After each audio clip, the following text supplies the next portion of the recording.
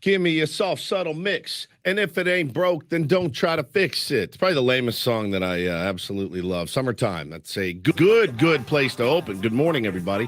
Ben and Woods 97.3, The Fan. Good to be here with you. And yeah, summertime is here. Summer break for a lot of people out there. Not us. We'll be here working, serving our audience as we have been known to do from time to time. Did I fix my camera there? You can watch us on YouTube, youtube.com. Search Ben and Woods. And we are really corning it up today. All dressed in our summer attire. I'm Woodsy. That's Paul Reindl to my right. Good morning, Paulie. Good morning. Paulie rocking the Don't Hassle Me, I'm Local shirt from one of the best movies ever made. One of my all-time favorites. What about Bob? I'm not Bob. I'm on vacation. Okay? This isn't an appointment. I'm dropping by. It's one of the best movies ever made. Period. The end. The great Bill Murray. He is city fish, but he's loving it up here. Is this corn hand shucked? It's just unbelievable. It's unbelievable. And to my left, look who is back. Santa Barbara, Benjamin Higgins. Welcome back, pal. Nothing better than getting off of vacation right into summer break. Yeah, right into summer break. Just a perfect transition. Yeah. Good morning, everybody, and it's good to be back. It's good to have you back, man. Well, lay it on us. The floor is yours. Yeah, The floor is mine. Yeah, well, I had a fantastic time. I did the bougie weekend with the family in Santa Barbara, played some golf, did some wine tasting, laid out by the pool, got a nice little tan. Feel very good. What's up with your feet? My feet. Did you hear us talking about your feet? No, I did not hear any foot talk. I did post a picture of my toesies by the pool. Oh, we saw. So did about 10 minutes on it. We did about 10 minutes on it. Yeah. One of our Phoenix Tree Rat, actually, one of our listeners said, why are his toes that way? And I said, to me, it looked like a leprechaun to me. To me, it looks, they were the feet of a man. I want to know where to go at. Paulie, do you have the drop? Because to me, it looked like a man that was maybe, my God. Right. They were like spread curled out. Yeah, your toes were curled.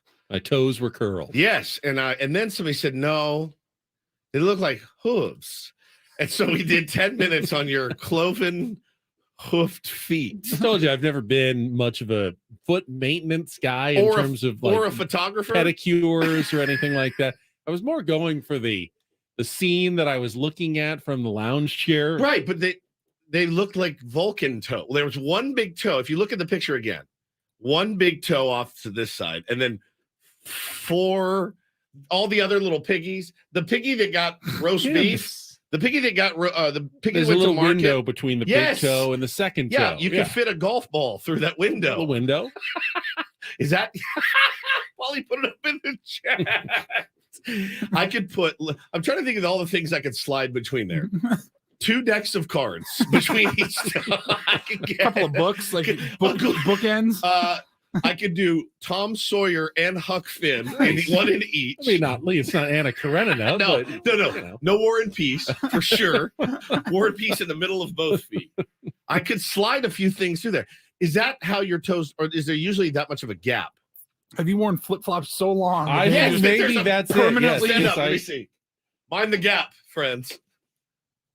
Yeah, he's got a space. Oh my God! Yeah, you have it. Let me see. Here's mine. I mean, if I can't really put them any closer together. That's as close as they go. I mean, I can kind of. Oh yeah, he's pinched them together. Now you're pinching it. Yeah, that is something else. Yeah, a little bit of a space. Is that unusual? Is that unnatural? It looked a little odd. I will give you that it looked a little odd. But listen, we were starving for content, so anything that you posted, you knew we were going to take and break down at will, and we did. So good trip all in all. Very good trip all in all. Yeah. Any dramatics on the drive? Kids get hammered and wake up in the pool. No, I mean, as always, the drive up on Friday was traffic laden. You just have to kind of grin and bear it. But once you get there, it's very peaceful. And the drive back was really easy. I met an eagle playing golf on Sunday morning. An eagle? An eagle. Yes, I shot a 76. Had a really you nice made it. round. I thought you said you met an eagle. No, and I made said, it. So you did 3 on mushrooms a out par there too. 5, which is always fun. Really? Good for you. Add that to your scorecard. So that was enjoyable. And the food is amazing. There was a barbecue on Saturday night with lobster tails and tomahawk steak, and Unbelievable. I mean, all the dessert you can eat. I definitely cheated over the weekend on my program, added a couple LBs back, but I'm still net down over 20, which I think is good news for the first month of my diet with a nice cheat weekend built in. JR says he can shoot pool with them. You could put a pool cue through your feet and really hustle people. Tom, the salesman, says other radio stations talks about sports. 97.3 talking about feet. Tom, if this is your first time listening, I'm not going to be a jerk about it. I'm just going to say welcome to the program. We're a little bit different than what you may be used to. Last night in town, there was really nothing. And then we had nationally the home run derby. And believe it or not, we will get to the home run derby at some point. Also, probably talk about tonight's All-Star game. We're probably going to talk about the games that you missed, right? That you missed. Tom says I'm here for it. He likes it. Okay, I was going to say, what sports hosts in America wouldn't take a victory lap like you and I are about to when we do talk about the home run derby? Yes. Our prediction couldn't have been more better. spot on. You couldn't have been better. Save it, Paulie. Because it was great. I was standing up yelling for Randy at the end, and Bo's like, "Who is it? You against Paul?" I'm like, "It's me against Paul. I need 2 more home runs, and I beat this sucker."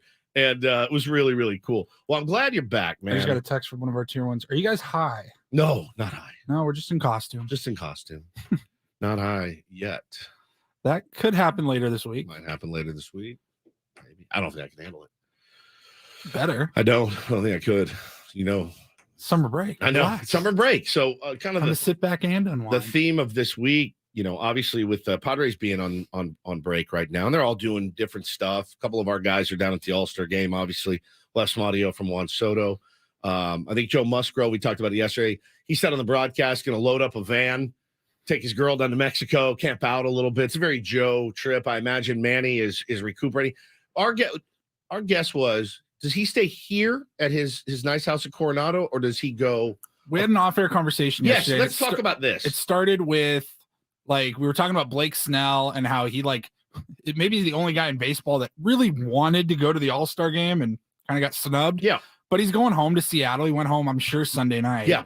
Probably could hear the ballpark. He had a wedding. Night. He had a wedding. I saw that. Okay. He was at a wedding. His beautiful, beautiful girlfriend. They were up at a wedding. Now, it's not a big deal. It's a 2.5-hour flight from Seattle to San Diego. But we go, does he have to then fly back to San Diego on, say, Wednesday night and then get on a plane on Thursday morning with the Padres to go to Philly?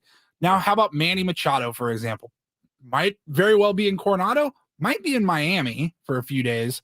Would he have to, can these players just meet in? Can we all meet Thursday, in Philly? or do they have to fly as a team? I think if they want to make their own arrangements, they're certainly certainly able to do that and just meet in Philly if they'd like to. However, but the charter will leave from here San Diego on probably Thursday. Yeah, Thursday morning, midday Thursday. But it's hey, if you want it, it's here. Otherwise, this hotel at this time on. Yeah, I mean, it's so easy to do the charter thing that if I was in Seattle like Blake, I'd probably just come back to San Diego, do the 2.5-hour commercial flight, then head right on over to the team charter plane. They handle all your bags, everything just waiting for you when you get up to your room in Philadelphia. You don't have to worry about, all right, how am I getting an Uber from the Philly airport? And where's the hotel? Let me find what hotel is it that we're going to? You don't have to think about anything at all when you're a baseball player and you're traveling with the team. They handle everything. Yeah, they really hold. You get off the bus. Yeah, they hold. Someone hands you a key with a room number, Right. and you go up there, and your bags are up there, and you are ready to go with you don't have to zero throw down thought for whatsoever. incidentals. No, you don't have to put down a credit card, anything like that. You walk up to your room, you fall into bed asleep if that's what you want to do. They make it so easy for these guys when they're traveling on the big league level. I think that's got to be one of the great perks of being a major leaguer. Well, yes and no, because the travel would grind you down. They were talking about it on the broadcast over the weekend, and Don and Sweeney, both, Don obviously travels with the team a lot, and Sweeney played in the big leagues, and they both said, yeah, man, some of those trips, though, you're rolling in, you're getting off that bus at 3:35 in the morning, and you're walking in, you're like, thanks. And then you get up to your room. Not everyone's like you, where they can just crawl into bed and fall asleep. Bro, I'd be a wreck. I'd be up till game time. My mind would be racing, and I'd be like, I can't sleep. And then you start thinking about who you're facing. I mean, toast. I mean, I don't know how after a while, you probably get used to it. But man, early in your career, it's got to be a nightmare. But we were wondering about logistics because, again, the cross country road trip to start the second half is, basically, I don't want to say strike one, but it's basically like, all right, well, here's an issue. Here's an issue the Padres will have. And they got that ridiculous doubleheader on the second game of the break. So, hey, listen, we're excited for it. But this week was more of a chance for us to come in, have some fun, stretch our legs as we like to do. We'll talk about everything that's going on in sports and baseball, certainly, as we always do. But, yeah, chance to stretch our legs and get a little nostalgic maybe about summer. What was your favorite summer trip growing up? Did you have one like that, an annual vacation you went on with your family and all, or so I was thinking one about in particular that was a favorite of your childhood? So depending on where I lived at the time, when I lived on the East Coast, we lived in Connecticut. We did a summer trip every year up to Watertown, New York. And it was upstate New York. My great aunt and uncle lived there. My uncle had a moped that was mine. When I got there, my dad would put the car in park, and I'm like, I'm out. And I would run and get on the moped. He'd have it ready, all gassed up. And I'd be like, see you guys in 6 hours. And I would just go ride the moped around for hours and hours. So I loved that. My brother was too little, so he didn't get a chance to ride the moped. But they had a pool, so we would swim. They would grill out. It was wonderful. My Uncle Ed is the one that had the massive Playboy collection. So when I say that I looked forward to going to Watertown every summer, my buddies would be like, hey, see if you can find the one that has so-and-so in it. I'd be like, I'll find it. Don't worry. I'll rip the page out. It was amazing. So my parents would always like, where are they? We'd be upstairs in the spare bedroom looking at his Playboys. And it was awesome. But then for also a week, I would fly back to Texas for a week or two, stay with my best friend, Kevin, and then spend some time with family, see my grandmother, my grandparents, my uncles. All my relatives would then put me to work. So I'd be cutting their grass, edging their lawn, picking up weeds and stuff like that in about 115 degrees every day. But then after that was over, swim, Six Flags, Wet and Wild, where the girls at. Like I had the best summers. There was nothing like it. It's like Woodsy lived in a country music song. Pretty much, yeah. Where the girls at? Let me just cut this grass, because I'm looking for a piece of ass tonight. I'll write one in 5 minutes. Better than Morgan Wallen, I promise you that. Open on Friday night. Yeah, maybe I get to open. Park. If somebody can find me a guitar, I'll do it right now. But Woods Country Summer, it's done. Paul, you have any memorable summer vacations from your youth? As a family, when I was younger, we used to go to the Oregon coast, same part of town every year. My dad helped this woman with her website. She did a vacation rental, like Oceanside Vacation Rentals. So we always got a really nice house right on the beach in Seaside, Oregon. Yeah. Near Astoria, where like the Goonies or Kindergarten Cop was filmed. Yes. Yeah. And I picture it being like gray though, the whole summer. Yeah, pretty much. Yeah. There's like a month. There's like a month where it's really nice. Is it cold? Like 65? No. I mean, if it was in the 40s, like that's shorts or t-shirt weather. Did you go looking for One-Eyed Willie's rich stuff? Love the Goonies. No, it's a great movie. So yeah, we would do that all the time. But then when I got older, like high school, especially when I had a car, one of my best friends, his parents were very well off. They had the lake house with the dock and the boat and the 2 jet skis and the water trampoline and the hot tub. And we had free run of the place. So we would just we'd stay there for like 2 weeks at a time in the summertime. And it was only a 45-minute drive. So if you needed to go home, or if we worked on the weekends, we could just drive down to work and come back. The best. It's perfect. We lived at the lake house. Benjamin? My summer trips were always the Laker playoff trips. Happened usually in June during the NBA finals, when I went with my grandparents on a plane with the Lakers to wherever they were going to the playoffs. It's relatable. Just like a common man. Yeah, just very relatable. We did Seattle one year for the Western Conference Finals when the Sonics were still in existence. That was fun. Houston, we went one time for a series against the Rockets. That was me and Woods are clearly the outliers here, going to the lake, right, or visiting family and friends, looking at Playboys. I remember going to Boston. It was the first time I'd ever been to a hotel that had an indoor pool. Oh yeah, it was like on the 4th floor. I'm going, no, the 4th floor. 4th floor, yeah, and you go, there's like a pool inside. On the 4th floor. I grew up in San Diego. There's no indoor pools really in San Diego. You're not going to see that. I was like amazed. Oh my God. We had a pool. You go down, you get out the 4th floor, you walk out, and There's a pool inside this hotel. No joke. We had a big outdoor pool near the water in Seattle that was saltwater, saltwater pool. Love and the that saltwater pool. freaked me out at first. Disgusting. Yeah, it's summer was great, man. It was great. And now, as a dad, I'm panicked about summers with that, because I told Hannah last weekend, I go, we have, and they're not really even on summer break. Like, they're both still in school. They're in school through the summer, and they're still there 5 days a week. But I'm like, we've got to start planning stuff on the weekends. This, like, let's wake up and figure it out bit doesn't work. You have to plan stuff. And it's one thing you don't think about when you are a kid. Like, what do parents do? Well, I know what my parents did. They left. They went to work. And we figured it out. Right. Now, my kids are 5 and 2. I'm not comfortable in that realm Can't yet. just leave them. Now, luckily, there is like a summer. Sometimes. It's not like, is it school, or is it like it's a summer camp, like a summer daycare type thing? It's the same place they've been going, and they're still learning stuff. Like, they're learning about art. So Bo came home covered in paint yesterday. I go, what'd you guys do? He goes, we're learning about Jackson Pollock. And I go, great. I love this. We're at dinner Friday night, and he goes, Dad, I learned about an artist today. And I go, who? And he goes, Wasily Kandinsky. And I'm like, oh my God, you're a genius.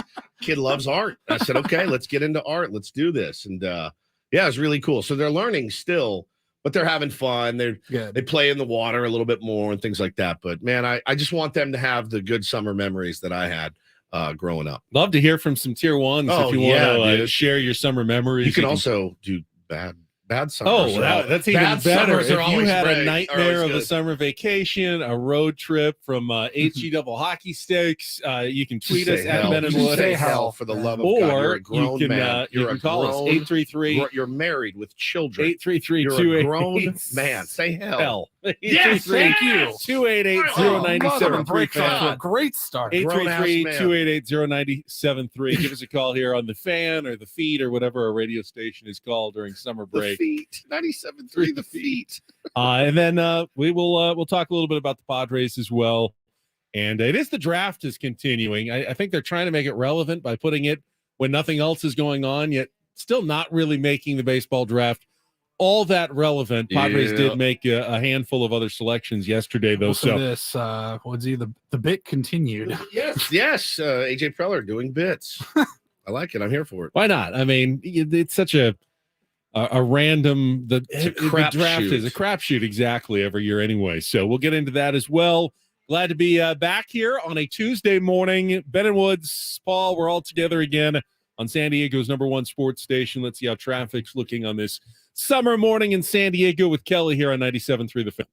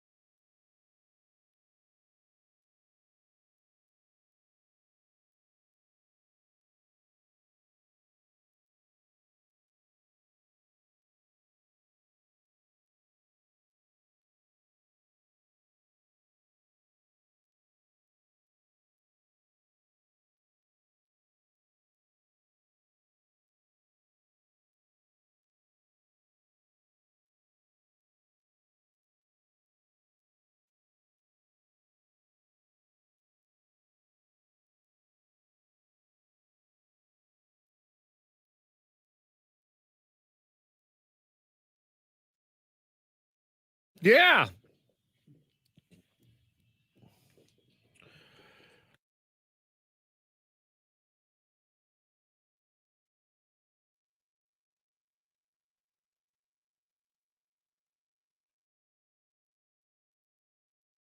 Had to ask Paulie what scene this was, and then he jogged my memory. Where is my mind?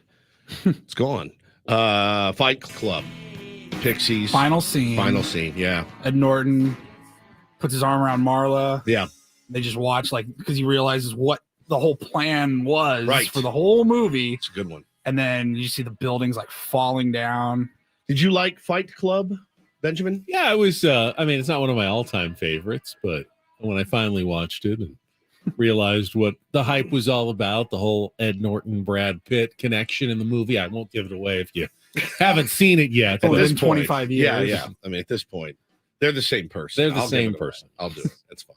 didn't realize that for quite some time. That's why I love that movie so much, is that it's one of those types of movies where you watch it and then you watch it again, you watch it again, watch it again. You always pick up something new, Something fresh. Pulp in it. Fiction's kind of that way you for go, me. You go back and watch, you go, oh, I should have known. Like Yeah. the Sixth Sense.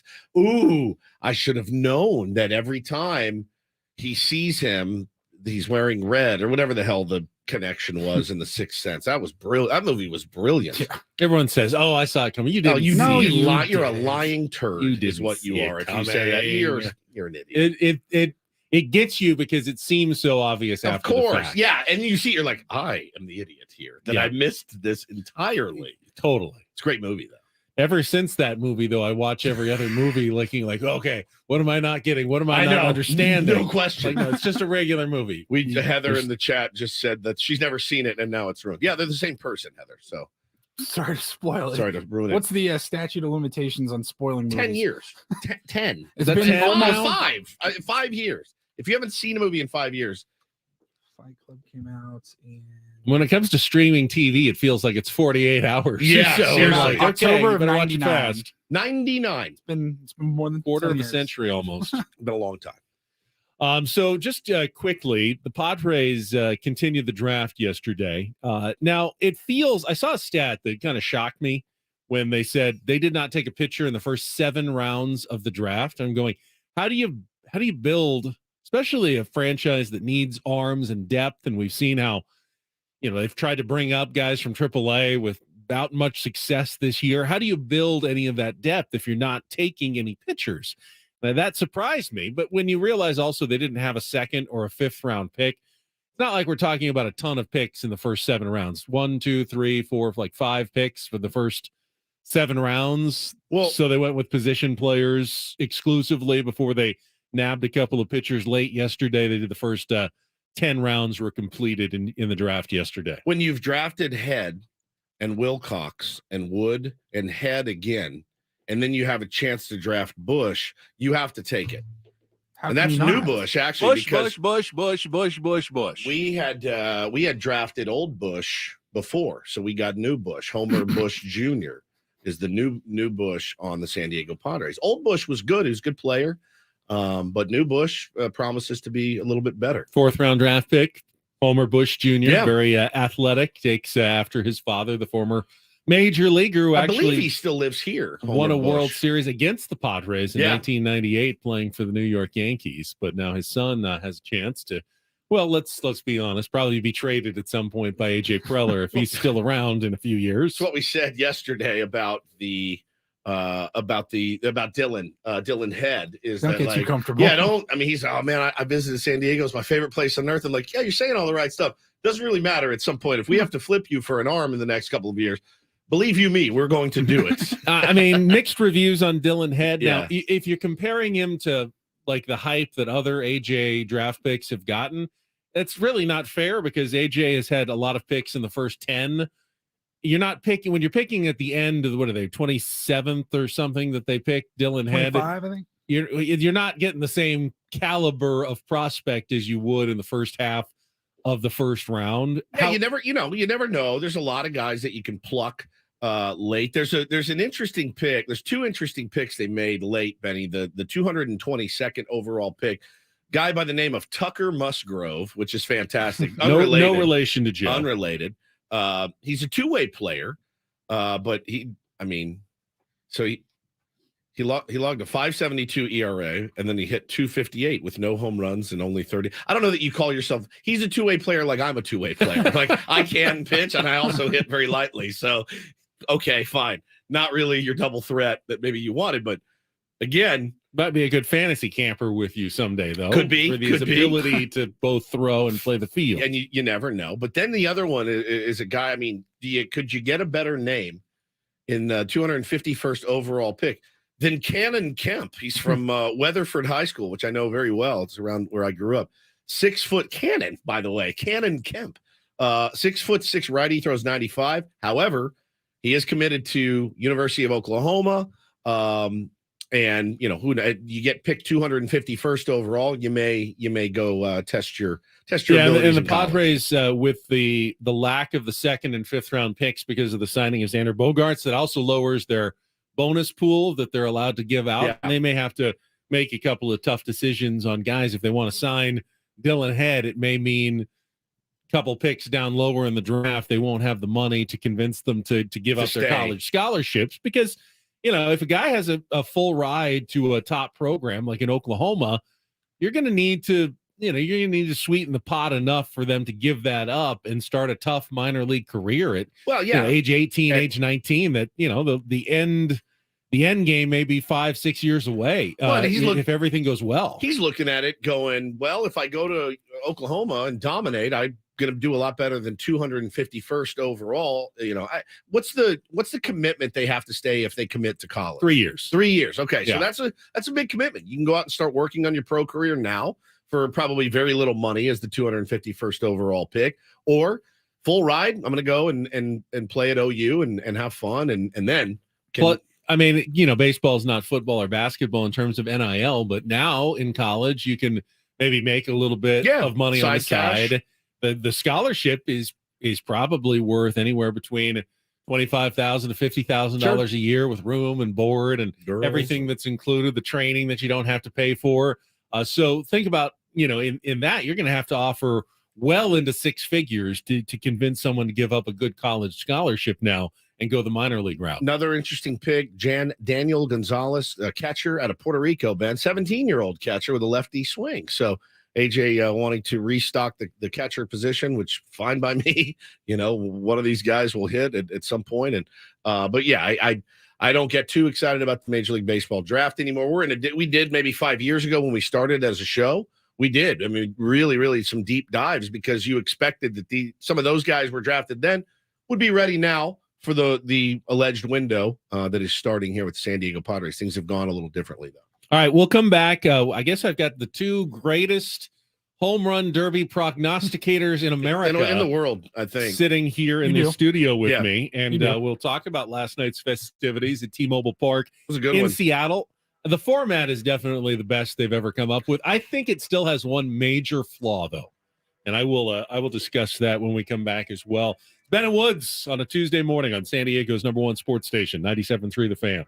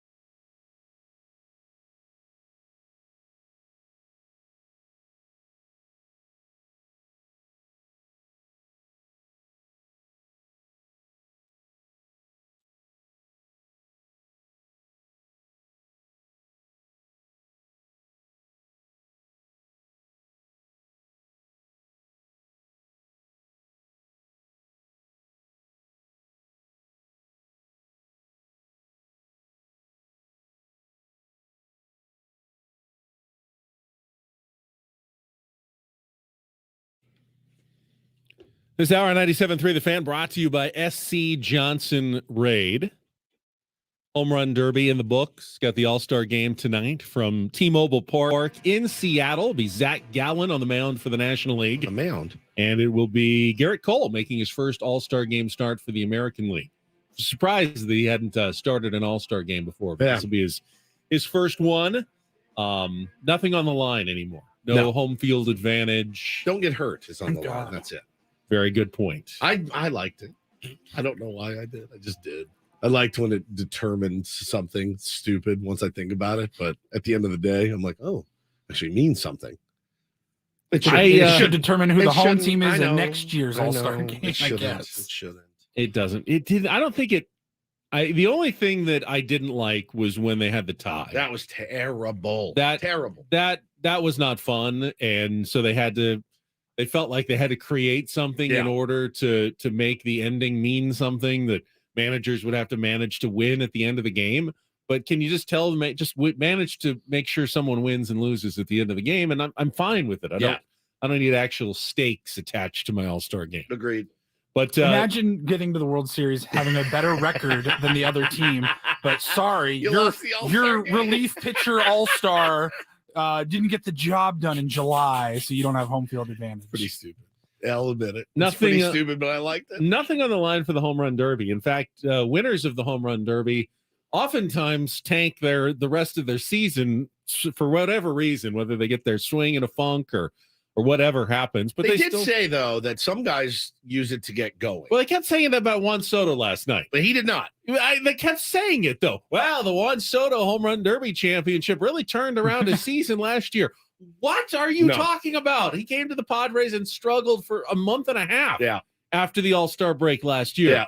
It just kept saying it as though it was just a known fact. Julio, though. Juan Soto was so good after the All-Star break last year, and going like, did you not see how badly he struggled after the trade deadline?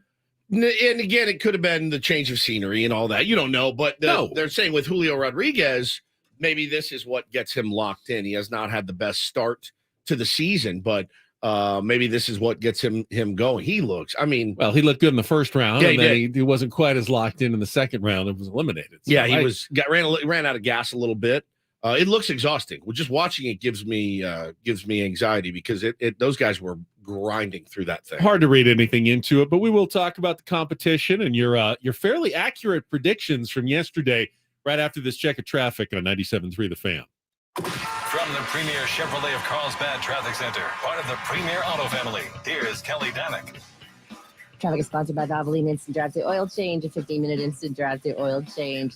Looks like they cleared that crash on the southbound side of the 5 coastline past Palomar Airport Road. But if you're heading out of town on the 5, guys, keep in mind 3 right lanes remain blocked at Christianitos northbound 5, all due to investigation of a fatal accident in which a pedestrian was struck.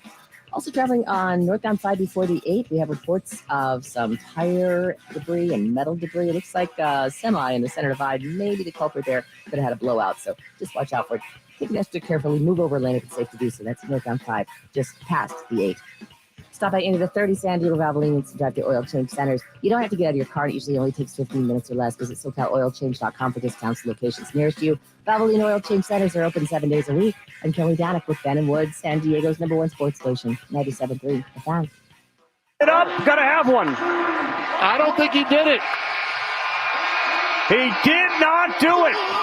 Oh, my. Vlad Guerrero Jr. will hang on and win the 2023 T-Mobile Home Run Derby. I think they went a little too quick, and it took away from Rosarena's consistency. Yeah, and Randy Rosarena had a chance to win it in his bonus time there at the end in the final 30 seconds, but could not quite get it done. Lost by what, 2? I couldn't tell. That was my one big complaint, because I like the format, the head-to-head, the timed. It's a far cry from when, remember when it was at Petco Park and Will Myers had like 1 home run and you get 10 swings. That format never really worked all that well. This one works much, much better, but this flaw was exposed when you really get into a close match at the end, like the final was. And you can't really, on television at least, keep track of how many home runs are necessary, how many they've hit. I can't tell you how many I thought were gone, and I see all the kids in pink running to grab the ball. It's impossible to really have an idea of where anyone stands at the last second. Kind of sapped a little bit of the drama out of it. Like, did he already win? Is he 4 away? Right, yeah. How many more does he need? He's got a couple of swings left, but I don't know if this is the dramatic walk-off game winner or not. And when he swings, I got no idea if it's going to be a home run or not, or if it's just a deep fly out to all the kids scrambling around in the outfield. So it's the one thing that I don't know that you can ever totally fix. Now, when it was just one swing at a time, you could follow it, and then you weren't missing. But when you have like 3 balls in the air at once, they just keep throwing it and throwing it and throwing it. You lose track of exactly where everything is in play at any given moment during the home run derby. Yeah, I mean, I loved it. I love you kind of know sometimes when it's off the bat, but man, I got confused or fooled many times during that. But I love that. I love the event. I think it's a brilliant event. The fans were going nuts for Julio, and he performed really well for being the hometown kid. Paulie and I were kicking that around yesterday. It's kind of tough when you're the hometown. Now our baseline is Will Myers, and we saw how that went. Now, also very important in the home run derby, having somebody that can actually throw you BP. Will Myers chose his brother. He got hit by a pitch at one point. That's a mistake. I get the sentimentality of it, but you also need somebody that can lay it in where you want it. And Julio's guy was great until he wasn't. The dude for the Rangers, oh my God. Pitching Ninja did an overlay of 4 of his pitches this morning. I mean, he was throwing cutters away. Alonso's BP pitcher, oh my God, that's Pete Alonso. That's his World Series. Like, he doesn't really care what the Mets do the rest of the second half. He does not really Pete was care. probably throwing, hey, throw me some sliders. Yeah. Like, I want to show. He was up against it because Julio put 41 up right in front of him. You're toast. Like, if you don't get off to a fast start in the first 30 seconds, you're done. It's over. And his guy throwing him cutters away, and he's trying to go oppo, and I'm like, oh my God. But the pitching ninja, I retweeted it from Ben and Woods this morning.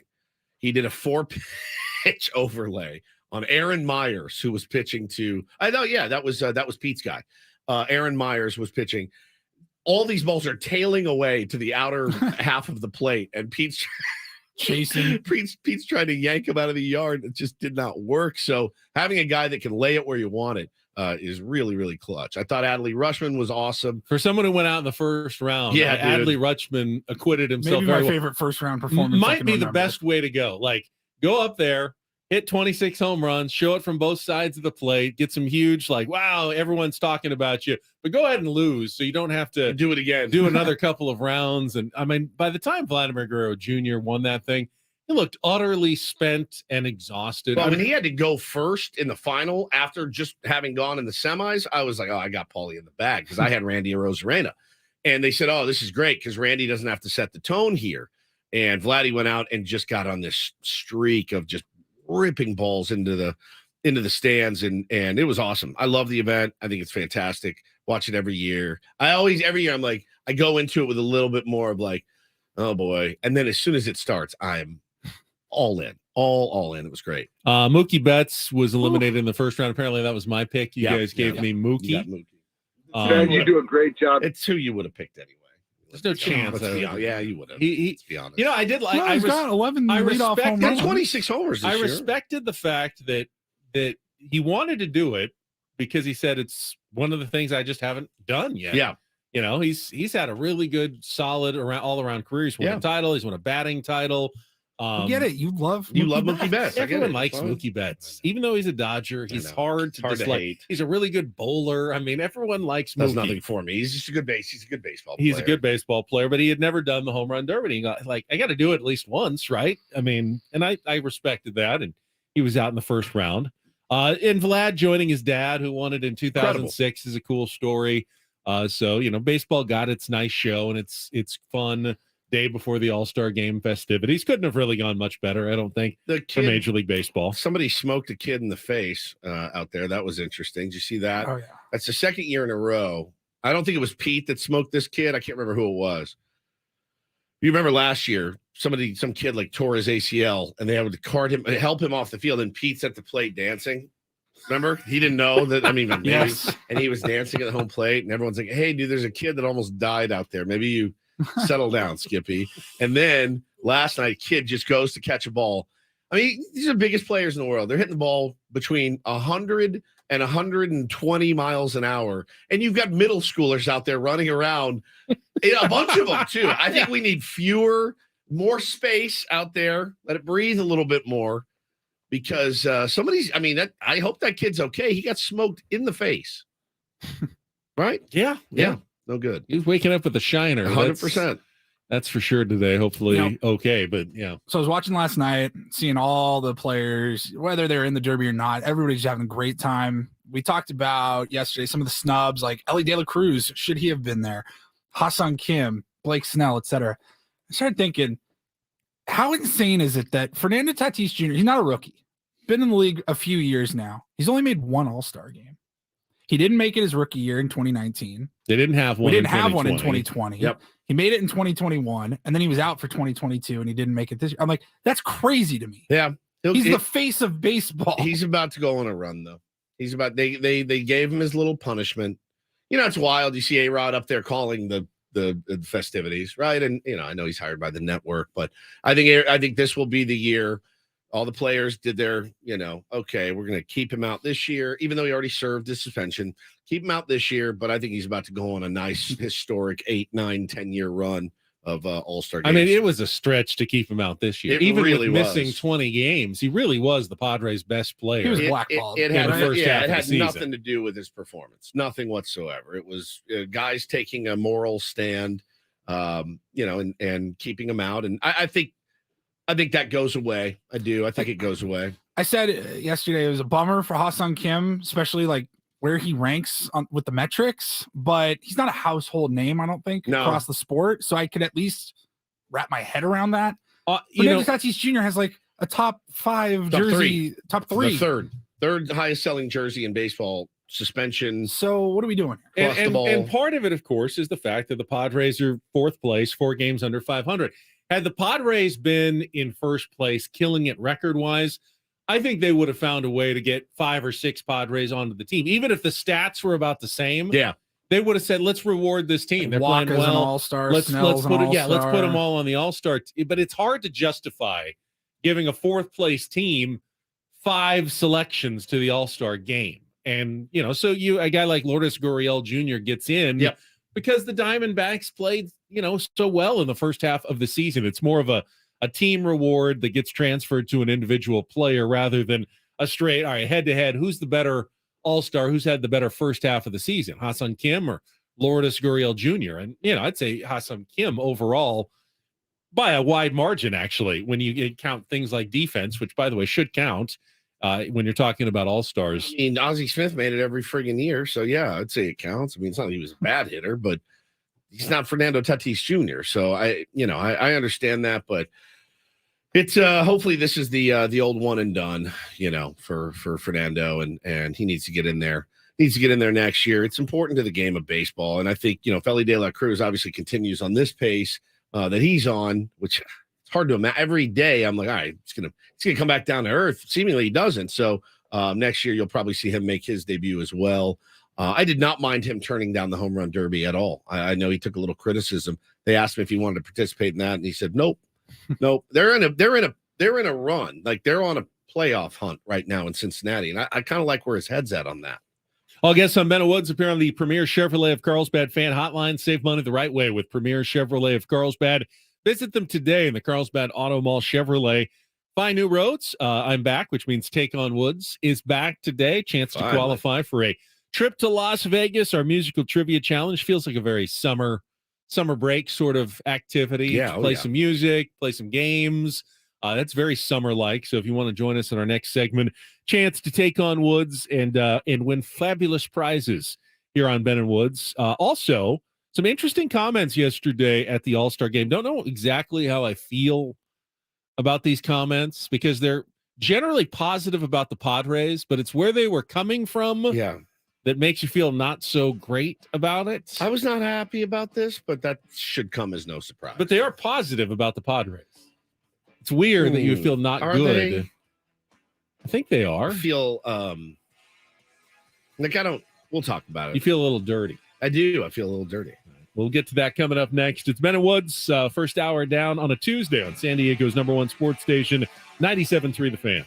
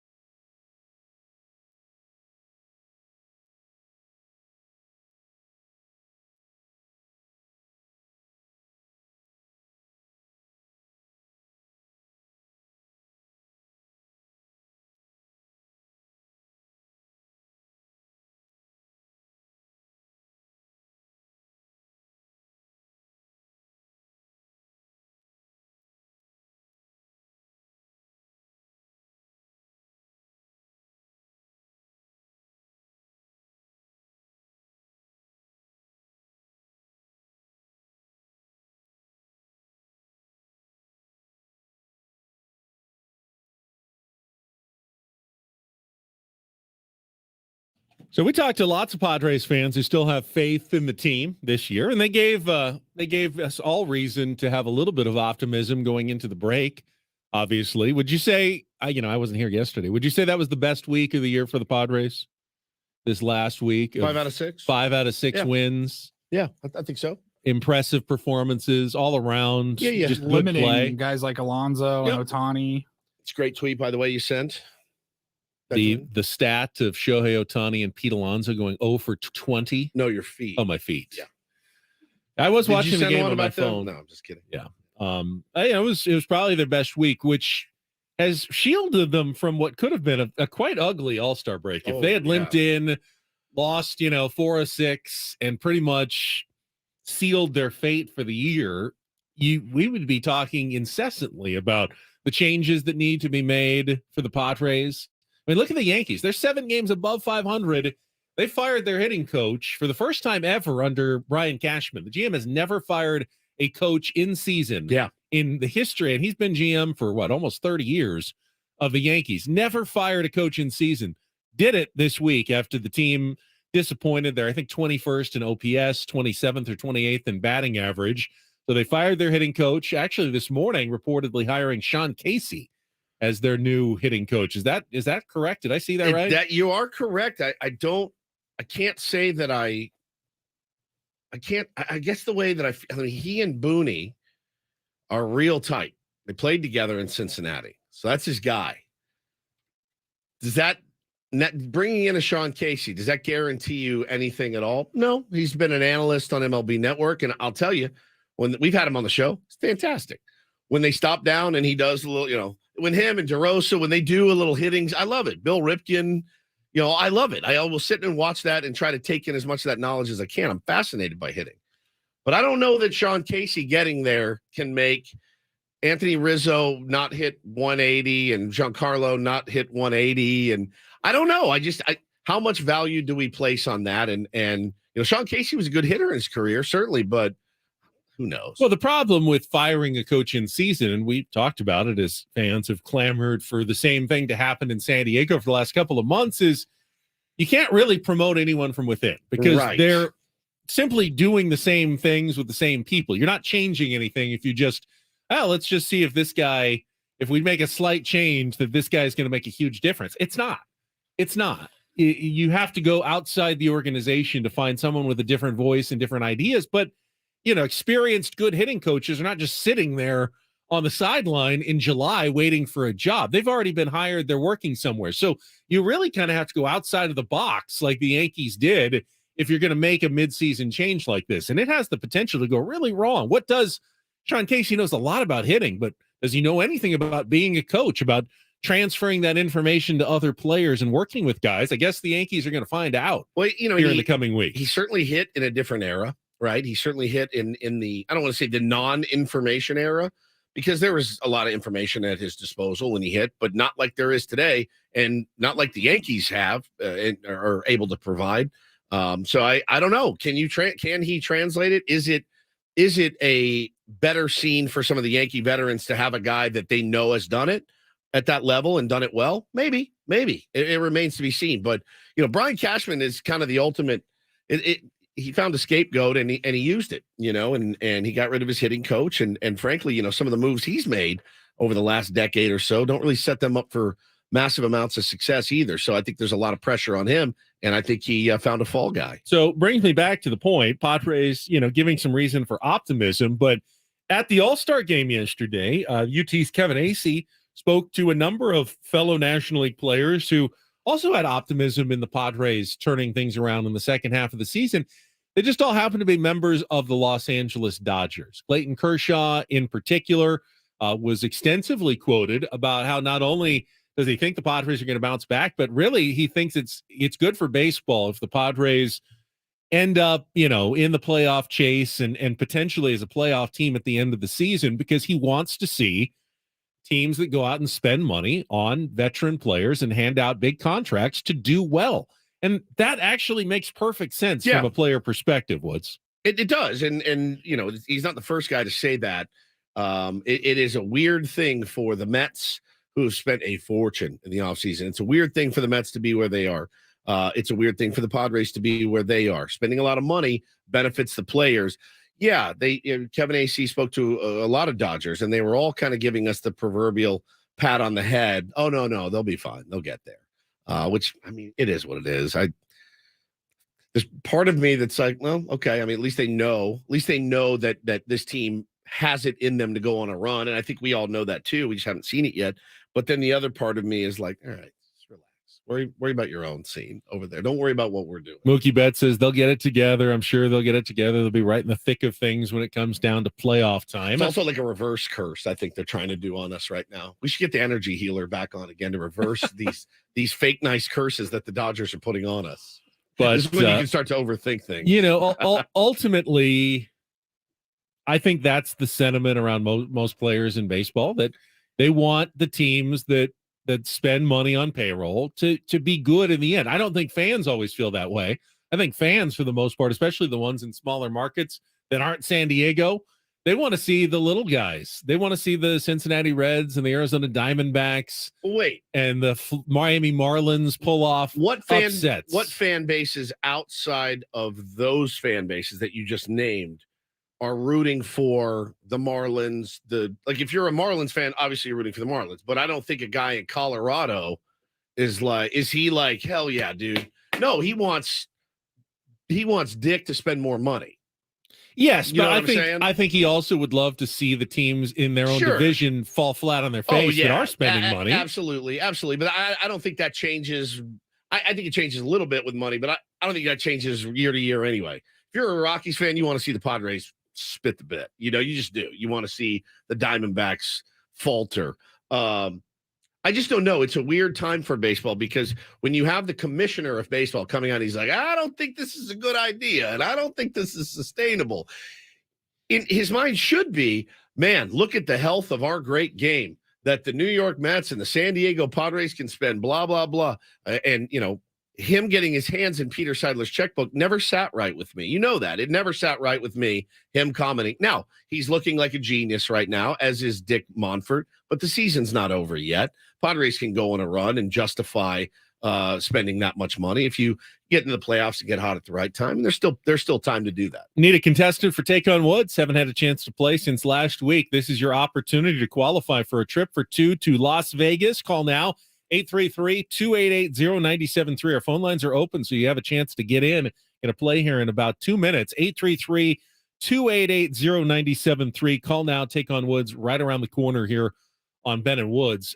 Just those comments that we were talking about appeared in Kevin Acey's piece in the Union Tribune from the All-Star game. And I think we should mention, you might have seen the news yesterday, that the UT, which had been owned by the Los Angeles Times Company. Yes. Patrick Soon-Shiung, the billionaire and doctor in Los Angeles who bought both of the newspapers several years ago, sold the UT off. It was announced yesterday to a group that is essentially, and I kind of read up on this yesterday, but people in the newspaper business, not a big fan of this company. That bought the UT. Basically a consolidator, cost cutter. They're known for eliminating a lot of jobs, reporter jobs in the newsroom. Could they eliminate the Chargers report card? It's possible. Yes, it could go at the end. But I feel bad for some of those people who are probably have worked there for a long time and are going to be sweating it right now at the UT. And ultimately, whether you like what you read on a daily basis or not, it's always good for your community to have more local coverage, more people covering your teams. Less coverage is always going to be a bad thing. Even if you totally disagree with the coverage you're getting, at least you're getting it. At least you can say, hey, I didn't like what they wrote about my team today. I totally disagree with it.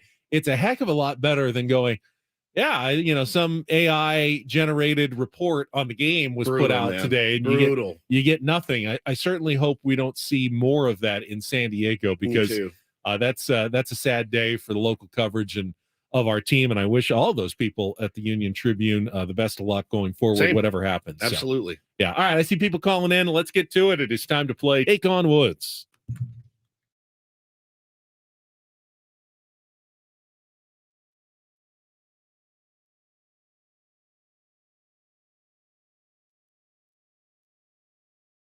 It's our musical trivia game. We've got Ralph on the line. Good morning, Ralph. How are you? Good, man. Good, guys. How are you guys? Good. Have you ever played our game before? I played in the kitchen. All right. He plays in the kitchen, so he knows the rules. If you can beat or tie Woods, you can qualify for our monthly grand prize drawing. It is a 2-night stay at the Westgate, Las Vegas, and 2 tickets to Skid Row and Warrant. Going to be performing at the Westgate Las Vegas Theater there. Tickets are available at Ticketmaster.com. September 30th, the big day for the show at the International Theater. Check out the hotel, $70 million in room renovations, all at the Westgate Las Vegas. All right, you get to pick our category. Woods has left the studio. He doesn't hear this part of the game. Here are your choices today, Ralph. We got this category, again, 5 song titles that end in the word again. But who's counting? That's a category all about counting. And we've got That's All You Get, as in get is the first word in all 5 song titles. So, Ralph, this category again, but who's counting, or That's All You Get? What would you like to play? Oh gosh. Okay, let's go with That's All You Get. That's All You Get. All right, so you get 5 song titles, each starting with the word get, G-E-T. You'll have 60 seconds. If you don't know an answer, say pass. We'll come back to it if there's time left on the clock. When you come back in, Woods will get the same 5 questions. We'll compare and see how you do. First questions are a 2-second song. Actually, we're going to play a little about 4 or 5 seconds today. And if you give me the title and the artist, you score that point, and we'll go on from there. Ralph, are you ready? I'm ready. All right. Paul, you ready? 60 seconds on the clock. The category, That's All You Get. Your time begins when Paul plays our music. Good luck, Ralph. Let's take on Woods.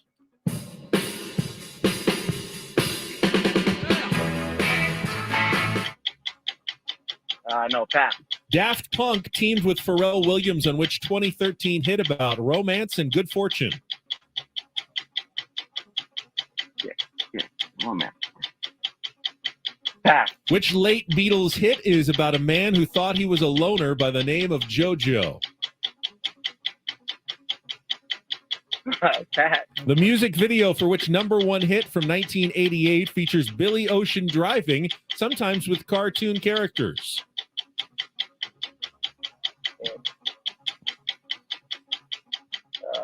Pass. You couldn't kick off the festivities in 2001 without playing which lead single from Pink's second album? Oh, no. My God. Pass. All right, back to the song. Give you a hint. It starts with get. Get what you get. You get what you get, but you didn't get any, unfortunately. Ralph plays in his kitchen, but sometimes it's a little harder to play once the clock starts ticking pressure, and Woods is waiting. You know what? Let's bring Woods in before we give the answers out and see how he does. And you can all play along for a second time here. All right, Ralph's score is locked in. New contestant, has played in his kitchen many times, but this is the first time he's actually gone up against you in real life. 60 seconds back on the clock. Time begins when Paul plays the music. Good luck, Woods. Let's take on Ralph. Get Off My Cloud, Rolling Stones. Correct. Daft Punk teamed with Pharrell Williams on which 2013 hit about romance and good fortune? Get Lucky. Correct. Which late Beatles hit is about a man who thought he was a loner by the name of JoJo?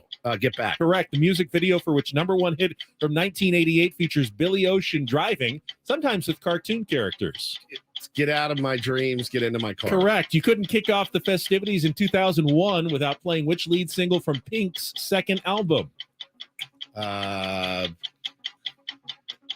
Get This Party Started. Cool. Very nice. Is that right? Yes, 5 for 5. Yes. And a win, 5-0. Sorry, Ralph. Thank you for playing, though, and continue to play in your kitchen. Work on your skills, and maybe you'll be ready.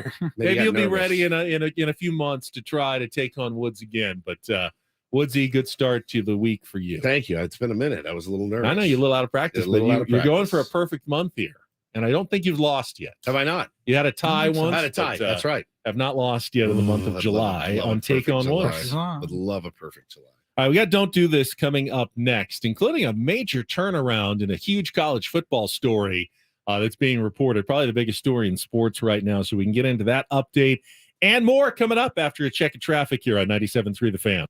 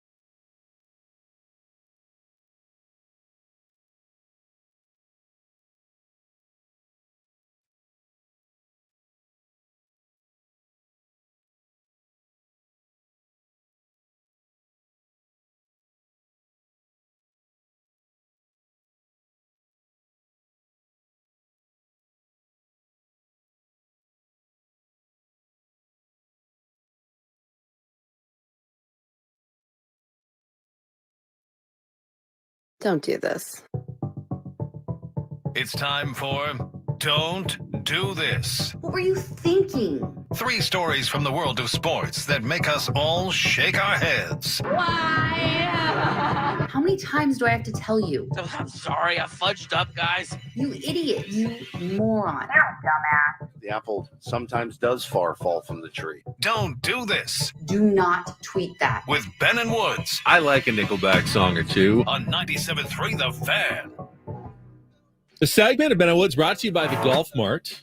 I'm finding out that floppy hats and headphones aren't necessarily the best combination. No, I found out that polarized sunglasses and computer screens yeah, are not great combinations.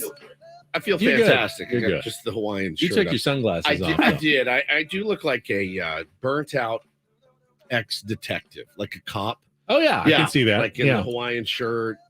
Just I'm burnt out, probably on the take, just running from IA. That's how I feel right now. Anyway, Kind of like a less sexy Magnum PI. yeah, way less Yeah. sexy, way less sexy. More like a Gary Busey in Point Break. I think is more of the look that I'm going for today. Well, listen, it's always a bummer when one of your guys takes a big fat L and gets roasted for it. Now we have had our pal Dave Softy Mahler on this radio show for many years. When there's anything Seattle related, we call our pal Dave Softy Mahler. I do like Softy. Softy does grab an L yesterday, though, at the All-Star game, in my opinion. See what he did, Ben? All right, so he is at the All-Star game, the home run derby, the festivities yesterday, he's the down, press conferences, down whatever. on the Okay, field. Yeah. He's getting some content. That would be cool. That'd be awesome to, be down there. At We the weren't a All-Star game. show when the All-Star game came No, here we yet. weren't. We would have been. Yeah. We would have had a real good time, allegedly. But Maybe so we'll go to Arlington next year. maybe. Sure, Odyssey will foot the bill for that with our miles and stuff. But no, I digress. Softy's on the field yesterday. He's getting some audio. And it's like, if you know Softy, you're not super surprised by this. But once he gets out to the public, one person drags, the next person piles on. Our man Softy, he took the L yesterday talking to Orioles reliever. Is it Felix Bautista? Yep. Hey, Felix, what do you think of the Orioles calling you the new King Felix? I don't know. Would you rather have him stop that? Does that belong to Felix Hernandez? Yeah. It does. Okay, so do us a favor as Mariner fans. Tell the Orioles social media team to knock it off. will ya? God. Thank you. Oh, God. So he's just getting roasted. And I mean dragged So he's through the mud. He's trying to defend Seattle and in the original King Felix yeah. Hernandez. Yeah. Tell Baltimore to stop using that for one of their players. It's not him. Felix Bautista didn't show up and go, I am the new No. King Felix. No. Everyone fall in line.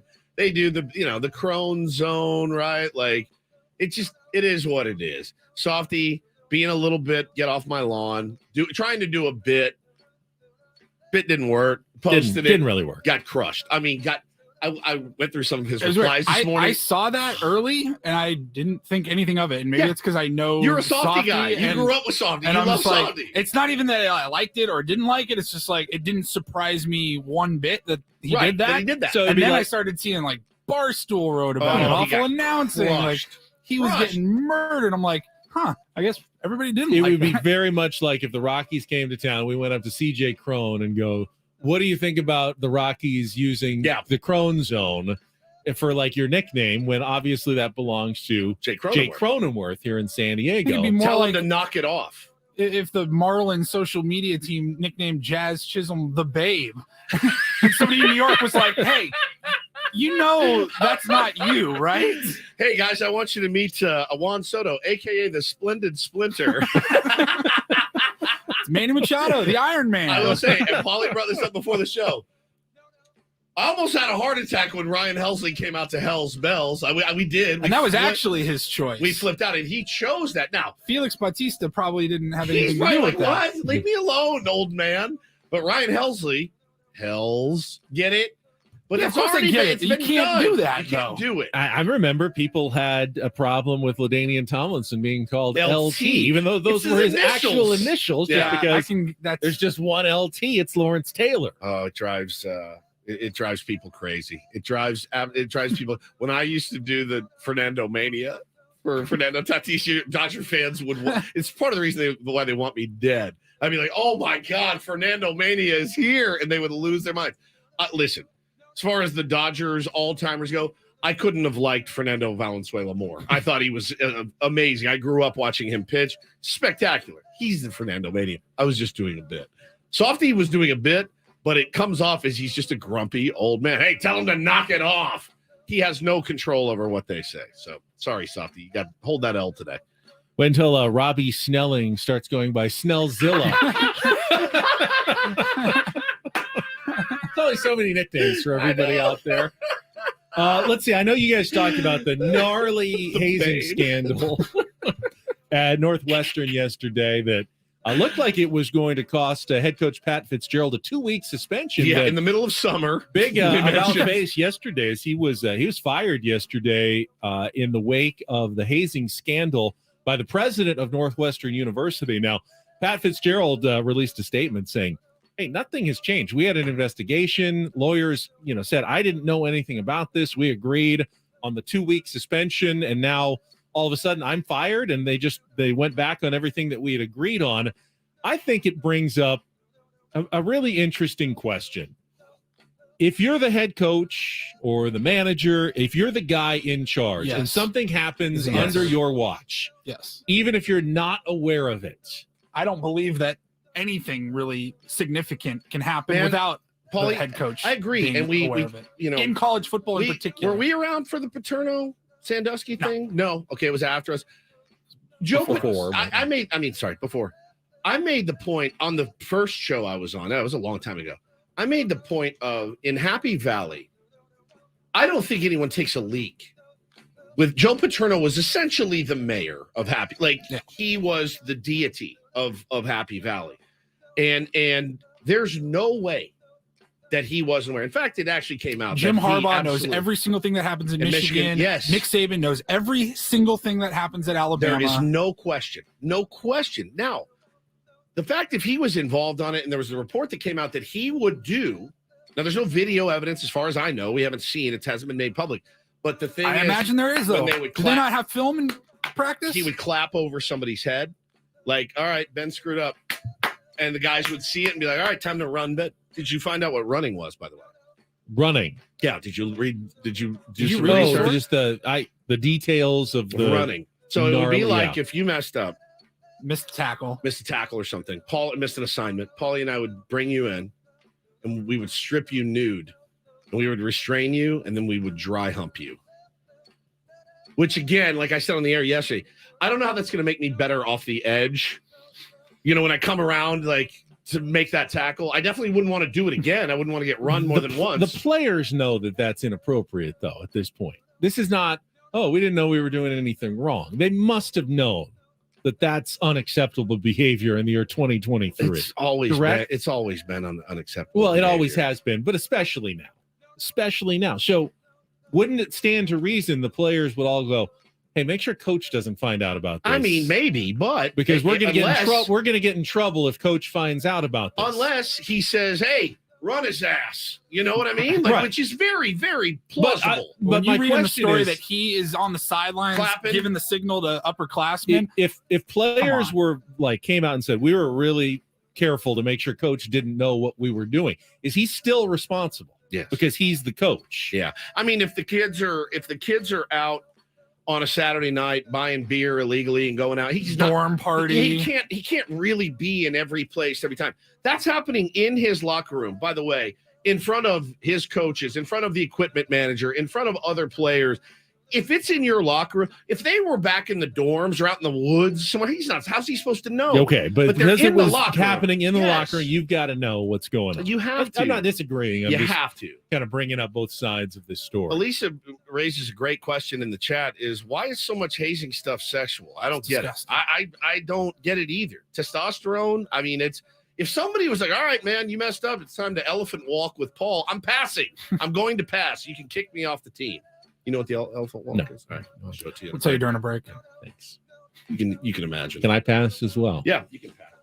Oh, and I have a nice little doo-doo. Good. For us. DD mega doo-doo.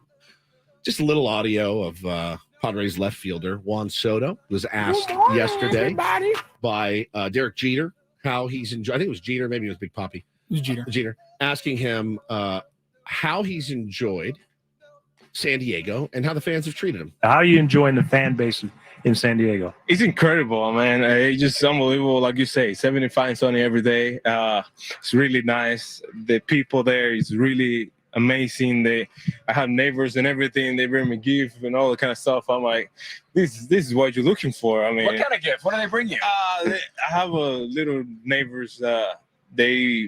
They make grapes and everything. Okay. They bring it from Mexico, so they give it to me, and this is unbelievable. I love it. The city, the restaurants, everything is just incredible. Yeah. They bring him grapes. They bring him grapes. I thought about it in my head. If Juan Soto was my neighbor, the amount of pictures that my kids would color for him that I would be forced to walk over and leave on his doorstep. Hey, Bo drew you this today. I have no idea what it is. It looks like a frog or a strawberry here. Can we just put these That's with the right. others? Put these with the others. It's so sweet. Whoever his neighbors are, you guys rule. Taking him grapes from Mexico and taking care of him. And that's the good vibes that he's getting in San Diego. Do you think that Scott Boras is going to take that into consideration when they go into free agent negotiations Like, about Scott, his future? but the grapes, I can't get these anywhere, man. We can take less money to stay here. Here's the thing. It's grapes. It probably doesn't, Ben. But you know what it will say? You know what it does say?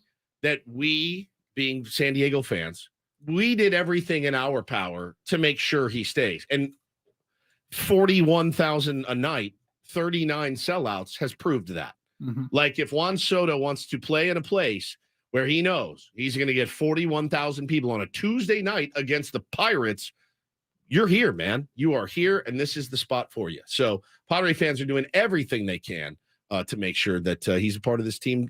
We don't stroke the checks directly, and it's up to him and his agent where he wants to be. But San Diegans doing everything they can to make him comfortable. That made me happy. I'm going to fully admit here, Paulie wanted me to come clean on this. You come clean. When I saw him last night. Oh, I wasn't even going to make him do it. When I saw him last night, I go, why is he even there? Is he like there as the defending champion? Why doesn't he just take the week off? He's like, you don't have to be there just because you won it last year. You're not participating in the home run derby. You said this during a break. And I totally had forgotten. Well, he's Why actually was he there? He's actually an all-star. I go, he's an all-star. He's playing in the game. He's having a really good year. I think his OPS is like 960. Ben thought he was like, I got nothing else to do. Yeah, I'm just gonna go hang. Just hang with the home really run wanna derby guys. I stay won it in- last year. Maybe I have to. It's like the Masters where the guy, even if you miss the cut, you have to put the green jacket on the guy. Yeah, you have to next year. stick around. Does he have to go and crown the next champion? Ben's like, this really sucks because he could have been home resting right now. And the What is fact he that he's doing got to there? hand that. Why is Marshawn Lynch here? Juan Soto, I thought was supposed to hand it. What the hell's going on? You do forget. He is one of our two all-star representatives. So you're a gem. I'm going to chalk that one up to too much wine, too much summer vacation. Yeah. Thinking Fernando Tatis Jr. should be there actually, but I will wear that one. That I was going like, why is he even there? Paulie, a taskmaster. I was going to let it slide, Why is he even there? Welcome back. Thank you very much. So good. All right, if you want to join us, we still want to take your summer vacation stories, mostly disasters. If you had like a horrible summer trip from your youth, or I love with your kids, or a bad road trip, please. It's Ben and Wood's summer break. Share it with us next. 833-288-0973. 833-288-0973. Also got a really, really big second half coming up for the San Diego Padres. The Dodgers believe in them. Do the Padres fans still believe now that their team can turn it around, especially after this last week going into the All-Star break? Get to all of that coming up next with Ben and Woods on San Diego's #1 sports station, 97.3 The Fan.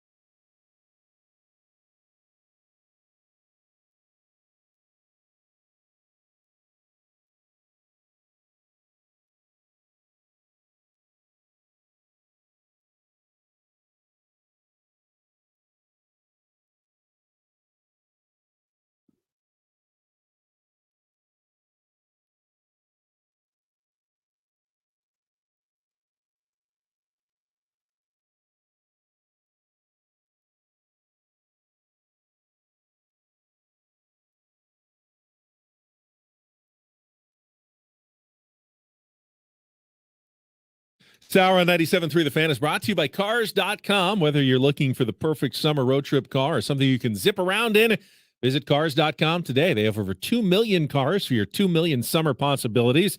At Cars.com, check out the possibilities. Cars.com. Where to next?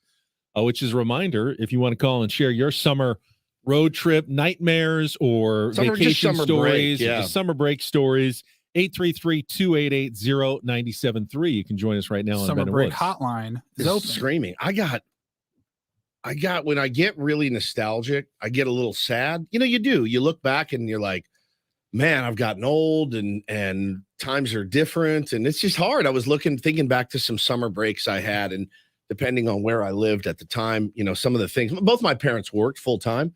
So summer break for me, when I was, let's say I was probably 11, my brother was 6.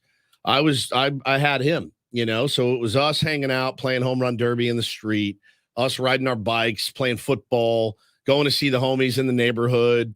But it's all fond memories. All of them are fond memories. Going down to 7-Eleven, riding our bike down to 7-Eleven, get a Slurpee on a really, really hot day. Bro, it was like the cobwebs of nostalgia. I was like pouring through them this morning driving in. I was listening to old songs to try to get in the right headspace. And, you know, you think about as a dad, you know, you got 2 kids, but now happy birthday, by the way, to your youngest. Yep. Graham just turned 18. I have 2 adults. 2 adult kids. I have 2 adult children now. You do? Yeah. So you didn't do the bit where today Graham's moving out of the house. No. I'm going to do that bit. That would be unfair when his older brother is still very much in the house. But you at 18 have to leave now. Hey, happy birthday. I'm going to need you to leave your key. All right. Good luck to you. Where are you moving? You're now on your own. Yeah, you're on your own. Yeah, that was how it used to be back in the day, right? But I was starting to think, like, what did your kids do in the summer? Oh, you know, we had a variety of, had the camps that they would go to, and not sleepaway camps. Usually they were more of the day camps in the morning, or we would do like swimming lessons and summer activities like that when they were younger, to teach them about, water safety in the pool stuff. They're just trying to figure out ways to fill the days when they don't have school, essentially. Yeah, just playing defense all day. Yeah. Just trying to keep them occupied. By the way, Kurt reminds us in the chat today is 7-Eleven. Oh, yeah. You get your free Slurpee Slurpee day. Yeah. God, that was a great day. And we would watch movies. We would go rent movies and watch movies. And we played a lot of sports. A couple of my friends had a pool. Spend the whole day in the pool, talking on the phone to girls. It was just the best. It was the best. And I was like really bummed. What would you do? This morning. What would you do right now if all of a sudden you just had the next 3 months off? I don't know. I honestly don't know. I have not had. I honestly, since I work 2 jobs, easy Lord vacation. I haven't had more than a straight week off though in 25 years. Is that right? Where I have actually no had TV, no radio, no TV and radio for more than 1 week straight in 25 years. And I can't even imagine what I would do if all of a sudden, hey, the next 2.5 months, you're off. You just can fill the time however you want to do it. I might be lost a little bit. I would be. I try to figure out what to do for 2.5 months. Well, I mean, do I have my kids and my wife? No. They're gone. They're on free. Summer break. Yeah, you get 2.5 months of freedom. Probably never see Woods again. I mean, would you take off? Would you? I'd do at least one good solid bender. And recover for about a week. At the beginning. Recover for a week, and then I'd play some golf. And then I would maybe I would read. I would read. I miss reading. I don't really have time to read. I say that. I do. I just choose not to. No, I would relax. Remember the movie Office Space when he goes, if you had $1 million, what would you do? He goes, I would do nothing. I would sit on my ass and do nothing. I'm like, I've never related more with that in my life. I could lie and say, I'd go back and help out the community. I wouldn't. I would donate to stuff, but I wouldn't. I don't think I'd be out there like feet on the ground. Just being honest here. You wouldn't either. No, I mean, if I knew that like every year I was going to get 2 months off, maybe I'd start to think about like different ways that you'd spend that time. You would play 36 holes of golf every day. You'd get tired of that even though after a few weeks. Yeah. Yeah, I think you would. Yeah. You would. What are we going to do when we retire? That's a good point. I'm not doing a newsletter. I'll tell you that. I'm not doing a podcast. That's for sure. I'm not doing a show in my basement. That I promise you. Once I'm gone, I'm gone. You're going to have to find fulfillment, though. It's true. That's the tricky part. Idle hands are the devil's plaything, Benjamin. I don't know. Travel a little bit, probably. Drive around, see some. I've never been up the coast, go up, do that bit. Spend some time in Hollywood and drive up to San Francisco. One of those open-ended vacations. Yeah. Like, I'll just come Big back Sur, when I'm ready I've to come back. Always wanted to see Big Sur. Like, that's on the bucket list of places to go. Go to Tahoe. That's another place I want to go hang out a little bit. So yeah, I think I could be fine.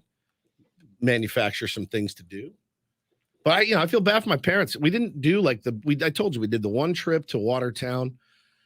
Drove up there and hung out with some family. It was great. It was a blast, something I look back on very, very fondly.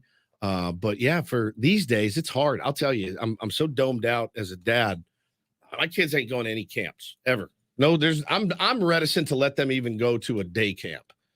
There's just I read too many stories, Ben. There was one you told me this morning about a soccer coach, and he left his phone at a Pizza Hut, and they found it, and the videos they found on it. This was from Tennessee. Yeah, so disturbing that I don't even want to talk about it.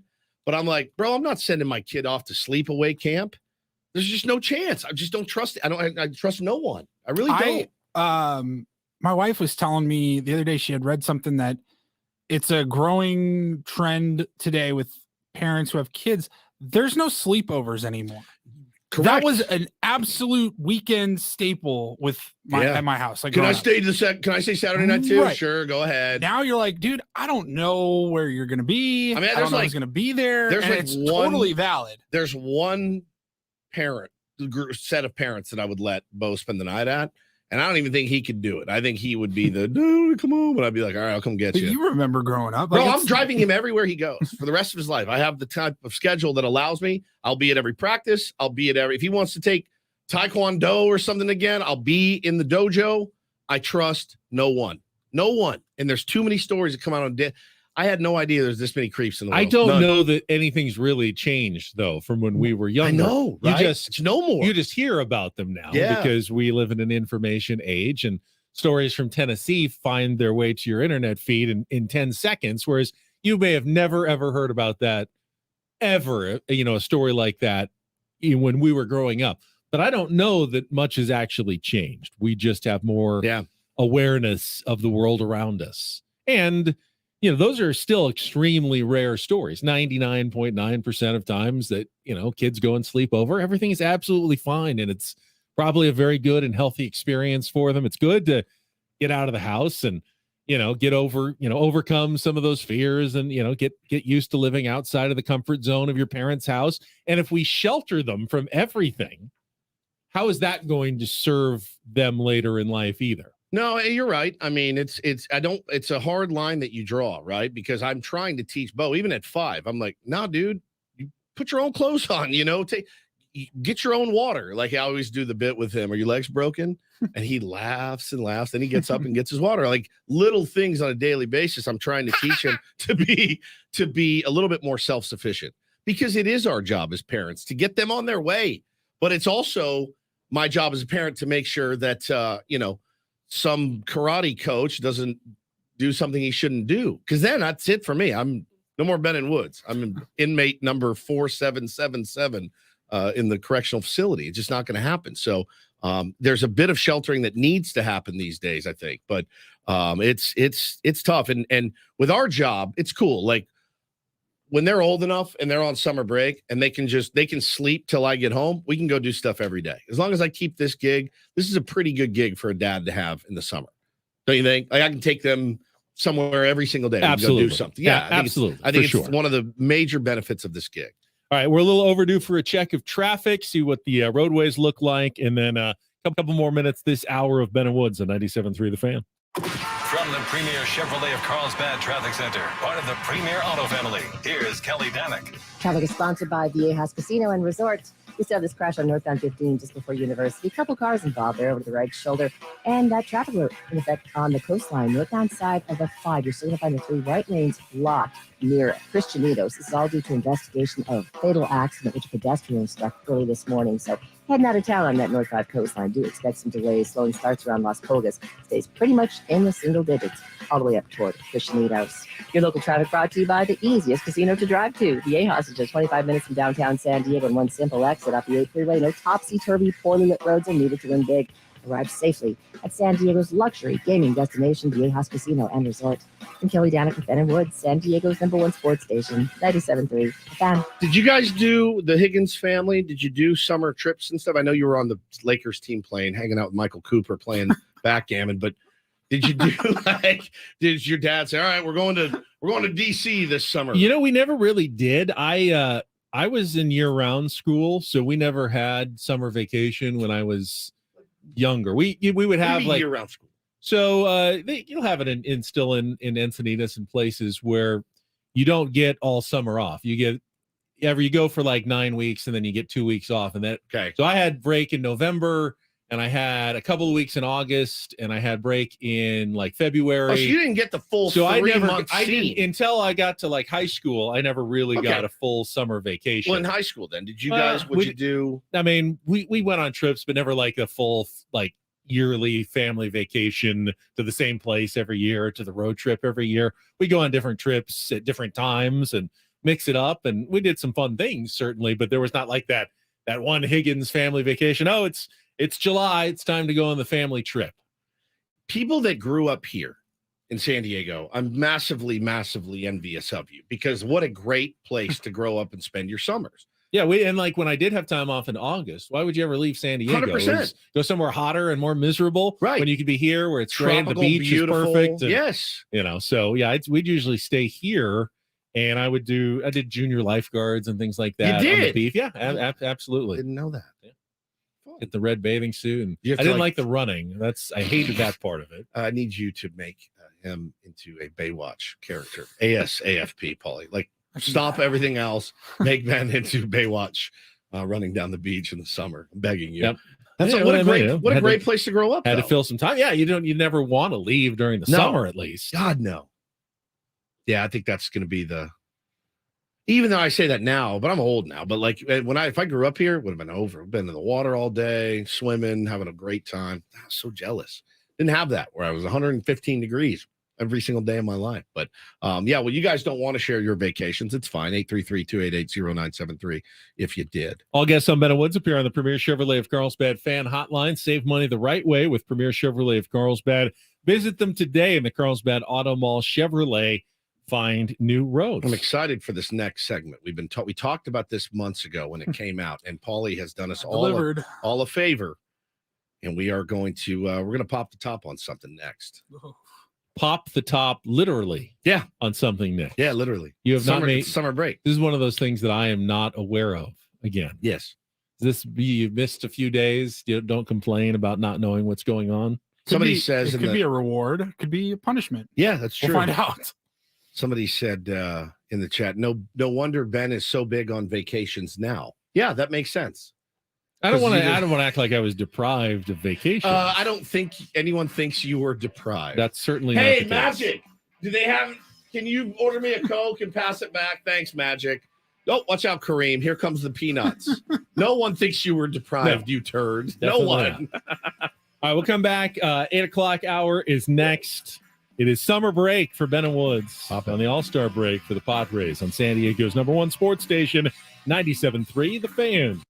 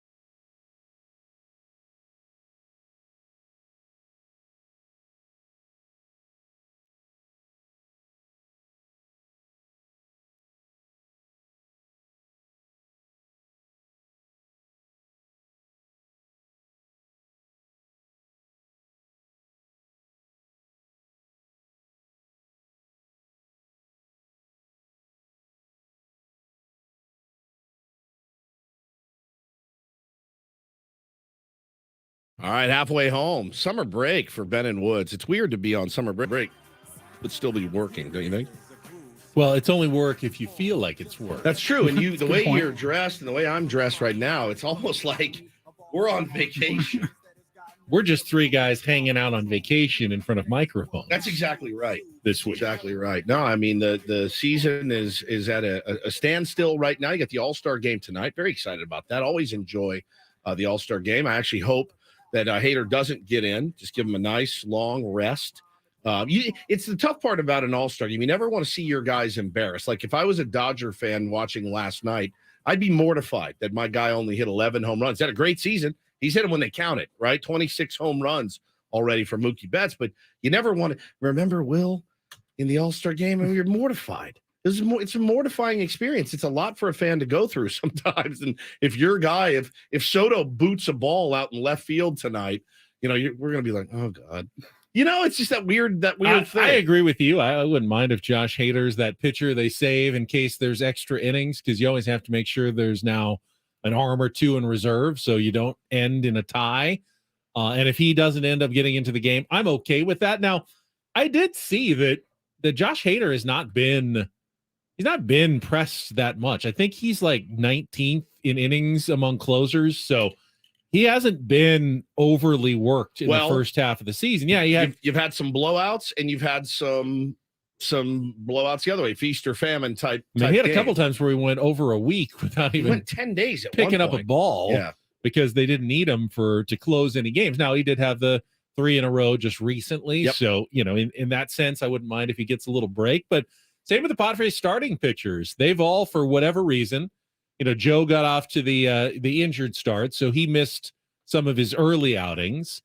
Seth Lugo was on the IL. Walker's been on the IL a little bit. So none of them have pitched a tremendous amount of innings. Darvish hasn't pitched a tremendous amount of innings. He missed a couple of weeks with his illness. Everyone's arm should be okay going into the second half. I'd like to keep discussing this, and I'd like to keep discussing where we are at the finger quote halfway point, but I'd like to do it over a cocktail. If that's okay with you.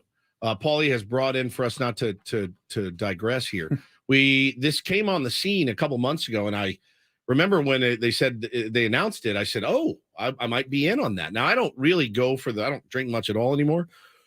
And I certainly really don't go for the canned drinks and whatnot. My wife gave me a sip of her Cutwater margarita, and it almost knocked me on my ass. I had one sip of it, and I could feel it. I'm a big lightweight these days. I had a White Claw for the first time like a year ago. I was like, oh, I get it. Yeah. I mean, when summer would come around and I was a little older, that's when you got to worry, right? Your parents are like, where are you going tonight? You're like, oh, don't worry about us. We're going out to a bar that serves us underage. Right. So, I mean, those days they would be at work. We would sit and drink a lot of the day. And that's just what you did when you were 18, 19 years old and you get off to college, and boy, you really go after it. But when they announced this Sunny D vodka seltzer, I thought, well, I love Sunny D. Big Sunny D fan. Are you a Sunny D fan? I used to be. I haven't had it in years. I haven't either, man. And I feel like I pass it in the store and I go, I know that's not good for me, but I really it's want not because I don't like it anymore, but they always put it kind of by the orange juice. And now they teach you that even orange juice is like, that should be like a treat. You should really eat whole fruit. That's much more healthy than drinking the juice of the fruit. Then you just go to the Sunny D and you go like, okay, this is just flavored like juice, but it's really sugar water. It's delicious, though. Good news, Ben. Don't throw it, though. It's only 95 calories, 0 grams of sugar, so this should fit into your diet. If we spill it in here, it's cold, too. Thank you for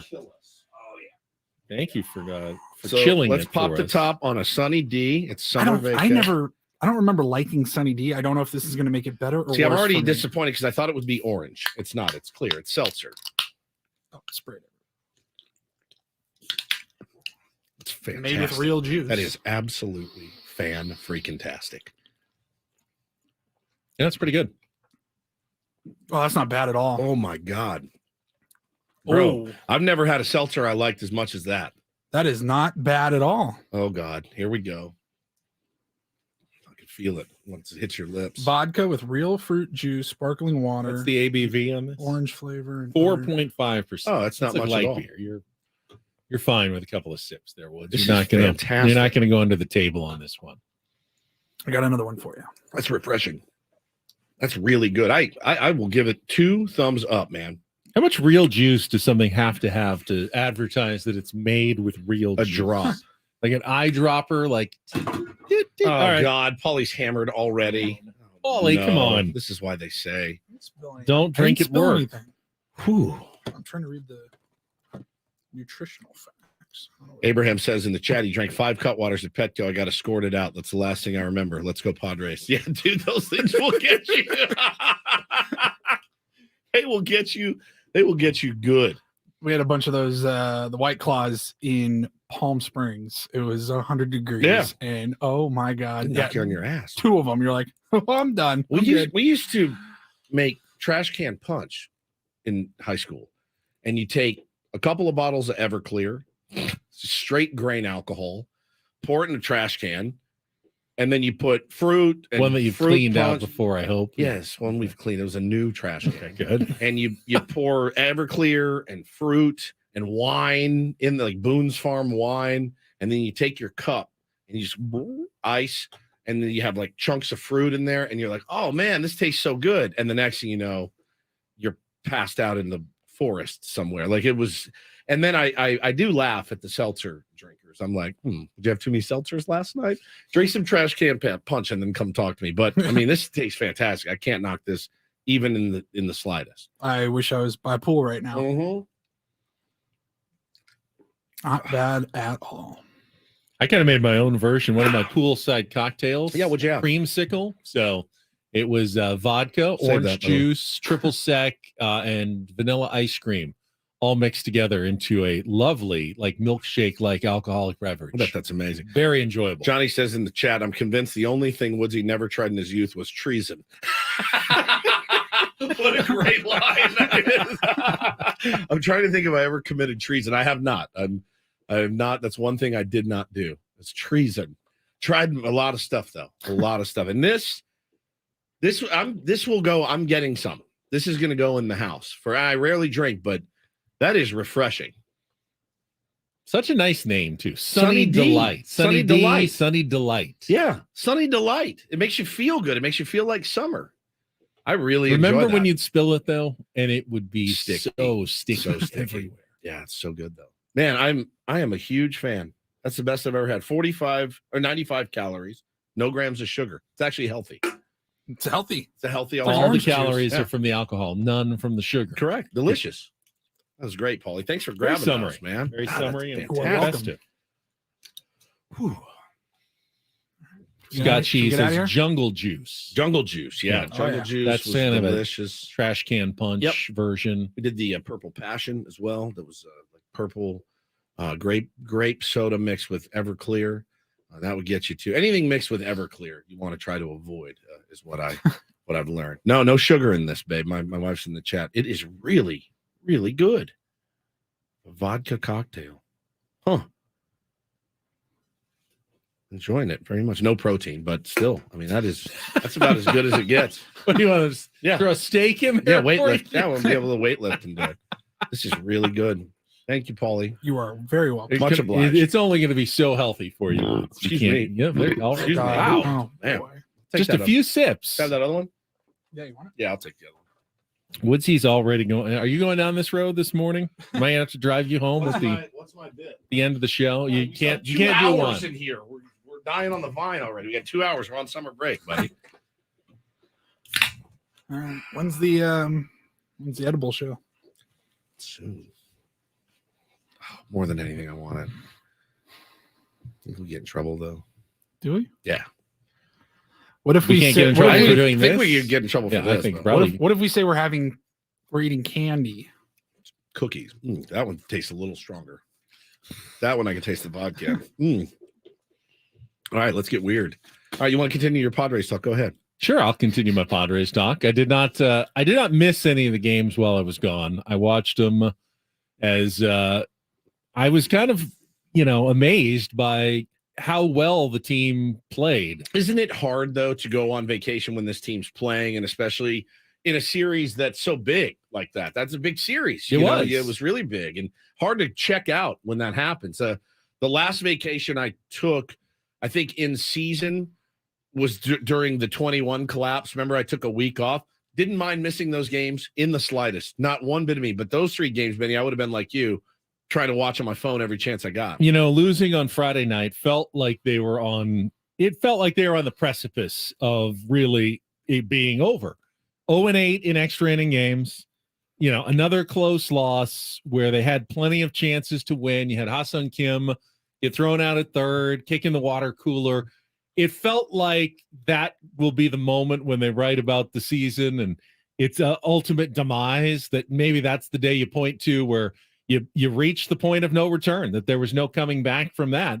And yet they come back from it and play 2 of their really better games of the year on Saturday and Sunday to win a series that you felt like they really had to win at that point. So do you think now, based on what, because we had said going in, you weren't here, but we talked about it. Somebody in the chat had said a couple things. Whoever loses this series, they're going to be sellers, and whoever loses this series, they're not going to make the playoffs. How much does that change for you winning those 2 games? I'll be honest.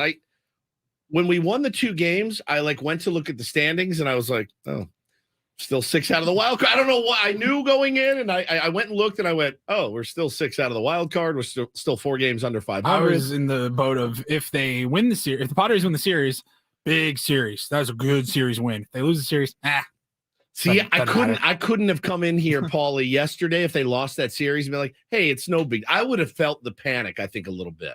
Well, I think the discouraging part, there's still 6 games out, and that's significant with 72 games remaining in the season. They essentially would have to have another probably 3 more 5-1 weeks, like they had. I think winning this first series out of the break, taking 3 out of 4 versus losing 3 out of 4 is huge. Well, yeah, it's because there are 5 teams ahead of you, and you have to pass 3 of those teams to get into a spot. And the Philadelphia Phillies are one of those 5 teams ahead of you. So if you lose 3 out of 4, you'll essentially be, 8-9 games behind the Phillies at that point, and you'll only have 68 games left in the season. Now that might be too much to overcome, at least against the Phillies. So 6 games is still significant. However, don't just look at the team that's you're 6 games behind. Right now, the Giants have that last spot, and you're 6 games behind them. I love when you do math like this. I love it. I do. I'm enjoying this. So the Marlins and the Diamondbacks have kind of come back to earth. In fact, the Dodgers are in first place now, and the Diamondbacks are one of those wild card teams.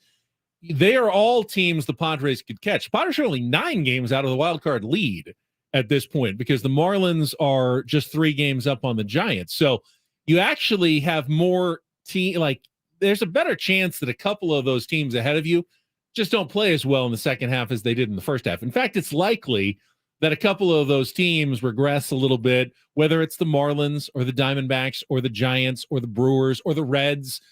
A couple of those teams may not have things go their way like they did in the first half of the season. So, but you're counting on a lot of what ifs, right? You're counting on. No, that's not a what if. The more teams that are ahead of you, the more you can just assume, well, not every one of those 5 teams is going to have an amazing second half. Now, if it's one team, then you're counting on a lot of what ifs. Well, that's true. Hey, if we win this many games, well, you don't know how the Marlins are going to do. But when there's 5 teams, you can be pretty assured that 1 or 2 of them probably are going to play 500 ball. They're not going to be spectacular in the second half, which means if you play well, you should be able to catch a couple of those teams going forward. That's the key word you said is if you play well. And I don't know that I would categorize what the San Diego Padres did in the first half as playing well. No, it has not been atrocious. They have not played themselves out of anything. They have given us many, many glimmers of hope, and I think there's still a lot to look at. And knowing full well, trade deadline is a couple of weeks away. There's no way they don't upgrade this roster. There's just no way at this point. And I don't think it's dependent on how they do in Philly. I think that an upgrade is imminent for this team. At some point, I would imagine somebody in the back end of that bullpen and another bat from somewhere. Well, I mean, if they go 2-8 on the road trip coming out of the All-Star break, there's no reason to upgrade the roster. If they're 10 games under 500, doesn't it depend on what the other teams do a little bit? At that point, probably not. If you're 10 games under 500, and there's only 62 games left in the season. What do we got? We got Phillies and then Philly, Blue Jays, Tigers. Some tough teams, man, except for the Tigers. And we've played terribly against poor teams. We played down. We played down a lot. So and we play up a lot. I do think that, and it'll end before the trade deadline. So they'll be back home before the trade deadline hits. Yeah, end of the month. If they have a really bad road trip, then the season's probably over. Now, if they go 5-5, 6-4, I agree with you. They're probably still looking to buy before the trade deadline and add, whether it's bullpen help, starting pitching help, a corner outfielder with a bat, all of the above. I think the Padres will be in the market for that. But if they come out and they lay an egg on an East Coast road trip, and good teams sometimes lay eggs on cross-country road trips, then there's probably no reason to go out and spend and acquire players, rentals, at a deadline with so little chance to really make up enough ground to get you into the playoff picture. Conversely, if you're not adding, you're subtracting at that point. So that's the other issue that it kind of hangs in the balance. Let's go to break right now. I'm hammered. So let's go to break, and we'll come back and we'll do some more Padres talk. Would love to hear from the tier ones out there. 833-288-0973. Call in. It's kind of open, man. Whatever you guys want to talk about. But Padres is really the choice du jour right now. More Ben and Woods after a check of traffic here on 97.3 The Fan.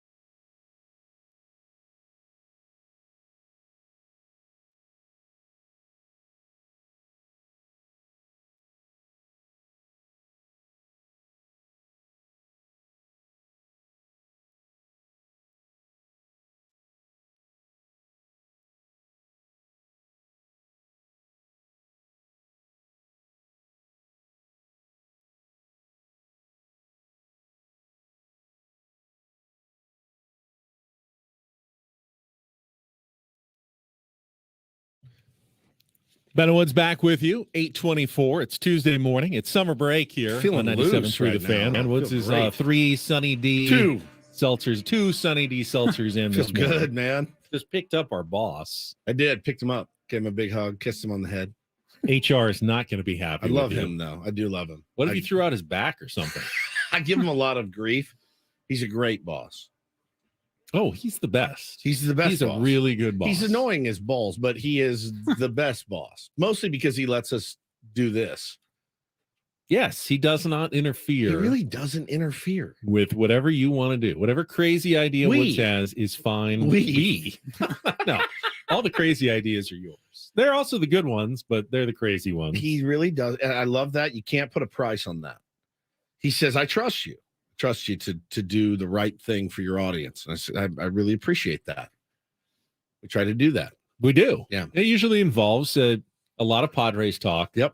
And at least small amount of woodsy nonsense in the morning. Correct. That's pretty much our formula if you're going to listen to us for 4 hours. Yeah. Matthew says, Woodsy, have 2 more. I wish I did. I wish I could. We're out. I only bought a 4-pack. I only bought a 4-pack, which is a good thing, Paul, because I got to get home somehow. So Would've been luckily bad. we got an hour and a half. But I got to tell you, 2 very enthusiastic thumbs up for the Sunny D Seltzer. Best I've ever had. It's not close. Got some callers on the line, 833-288-0973. I know they want to talk Padres. To me, one of the unknowns going into the second half, and really will be very critical in determining whether the Padres can get back into the wild card race, is Michael Wacha. Will he be available? Will he be anything like the Michael Wacha we saw in the first half? If the Padres get the pitching that we saw from Blake Snell, Joe Musgrove, and Michael Wacha in the first half, and anything resembling Yu Darvish in the second half, they're going to go almost every single day. And Seth Lugo was pretty good, too. Pretty good, man. They're going to go into every single game, and you're going to feel like they have a really good chance to win almost every single night. Now, if Michael Wacha is unavailable or isn't pitching the way he was pitching, if Yu Darvish, can't get back to being Yu Darvish, all of a sudden now you've got 3 good starters or 3 decent starters and a lot of unknowns and a lot of bullpen days, and it's very hard to make up ground if you're also trying to figure out who's starting every 4th or 5th day in your rotation. So to me, the baseline of any Padres comeback starts with those guys and having a healthy, solid second half of the season. Can I tell you that you look very handsome and I love you? Thank you. Okay. Paulie, you look very handsome too. Fresh haircut. Love you too. Thank you very much. All right. Is anybody going to tell me they love me or no? We all love you. Drink myself to a still over here. I love you so much. You can have the last half of my Sunny D vodka seltzer there if you want to. Let's go out to the phones. We got Scott joining us here on 97.3 The Fan. Good morning, Scott. Hey, how we doing, fellas? Scott, how we Appreciate you doing, taking buddy? my call. Our pleasure, man. Yeah, thank you. Just wanted to give you a call, and just honestly, I'm a lifelong San Diegan, born and raised, and I really truly believe it. I truly believe in this team. I think the second half is going to be way different, and I think that if we do the right things, the little things, the right way, like we know we have been doing the last, say, I don't know, 2 weeks or so. Really the last, obviously the 6 games before the All-Star break, I think we're going to really turn it around. I think they definitely need to be buyers. Starting pitching, just to get another starting pitcher. I think, going to 6-man rotation in the second half, I think that'd be a smart thing.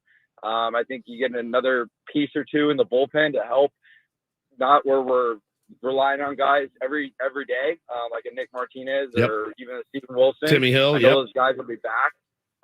But I believe that I have faith, and I've seen it all. I've seen the ups and the downs since in the 90s and the early 2000s. I've been there, and I'm a true Padres fan. But I just appreciate you guys taking my call. And also, I run a college summer team here in San Diego. It's one of the finest teams we got here, and we have a game today at 5 o'clock at Carlsbad and 4 o'clock on Thursday against one of our rivals. So get out there. I'd love for all the fans to come out and support us. So good luck to you. Appreciate you guys. Thanks for taking my call. Get out there, team. Get out there and kick some ass. I'm going to say I agree and disagree with Scott. I was going to say I would disagree with him and agree with him as well. Really? Some of the little things are what's been murdering this team all year. Xander Bogaerts the other night, drawing a terrible series for Xander, draws a walk, gets picked off. Now we won that game, right? But Ha-Seong Kim taking that extra bag in front of a guy he knows, plays right in front of him, he cost us the game. Ha-Seong Kim has given us more wins than he's taken. Ha-Seong Kim gets a pass from me. Plus his contrition after the game broke my heart. I wanted to cry for that man. I love that man. That being said, cleaning up those little things is something that this team has to do. To me, that's something that doesn't happen. If the Padres are comfortably you're right. 10 games above 500, Ha-Seong Kim doesn't even try that. He doesn't even try. He does that because they feel so much pressure to come back and win games. Make a play. It actually causes them to make more mistakes. Ben, you've seen it. We talked about it yesterday when you were out. You've seen it 1,000 times. Tatis trying to do too much. Soto trying to throw through when you're not going to get Andrew McCutchen. Guys getting picked off early in the season. Guys not covering backs. Those little things, like all the excuses are done. Let's go over the built-in excuses we had. Oh, the WBC. That's done. If you haven't caught up for the WBC right now, you shouldn't be playing baseball anymore. You're done. WBC excuses are over. The new rules, over. Everyone's had time to adjust. No more, I'm really bummed about the pitch clock or the batter's clock. That's it. It's done. Excuses are done. Clean up the little things, clean up the messes, and this team can win a buttload of games. A buttload. They could win 50 games in the second half. They're that good. They have it in them. Jake Cronenworth, my man, you have a monster second half of the season. You have an average second half of the season. This team's going to go far. There's a lot of guys in there that need to get the job done, and they know that. The other part where I'd say I both agree and disagree with Scott, I do think adding another starting pitcher could be critical because you can't count on all 5 of those guys to be available every start the last 2.5 months of the season. So you're probably going to need that depth, but I would not go to a 6-man rotation. You need Blake Snell and Joe Musgrove to be making as many starts as possible down the stretch. And I know that that's going to tax him a little bit, especially a guy like Snell, who's a free agent to be. No offense, but you drive that guy into the ground as well as he's pitching right now. And yeah, you would like to save some bullets for the playoffs if you make it. You need to get there first. And Blake Snell is not under contract after this season. He's pitching better than pretty much anybody on the planet right now. You can't go 6 days between Blake Snell starts. 6-man rotation and a day off. Yeah, we'll see you in a week, Blake. That'll give you, 5-6 more starts the rest of the year? You need Blake on the mound 9 or 10 more times before the season is over and to use the best pitcher on the planet. So no on the 6-man rotation. Yes on the starting pitching depth, though, because you know that Michael Wacha or Darvish or someone's going to miss a start here or there, and you can't necessarily rely on an Adrian Morejon bullpen type day in a game that you absolutely have to win. As much as Saris loves Adrian Morejon, I'd love to see it from Adrian. Let's come back with a couple of targets. I got one that somebody brought up the other day on Twitter, and my immediate reaction was to laugh. And then I went back and looked at his numbers, and then I went back and thought, wow, you could probably get him for nothing. I like it. Yep. More calls as well, 833-288-0973. If you're there, stay there. We will get to the phone calls as well. Coming up with more Ben and Woods on San Diego's #1 sports station, 97.3 The Fan.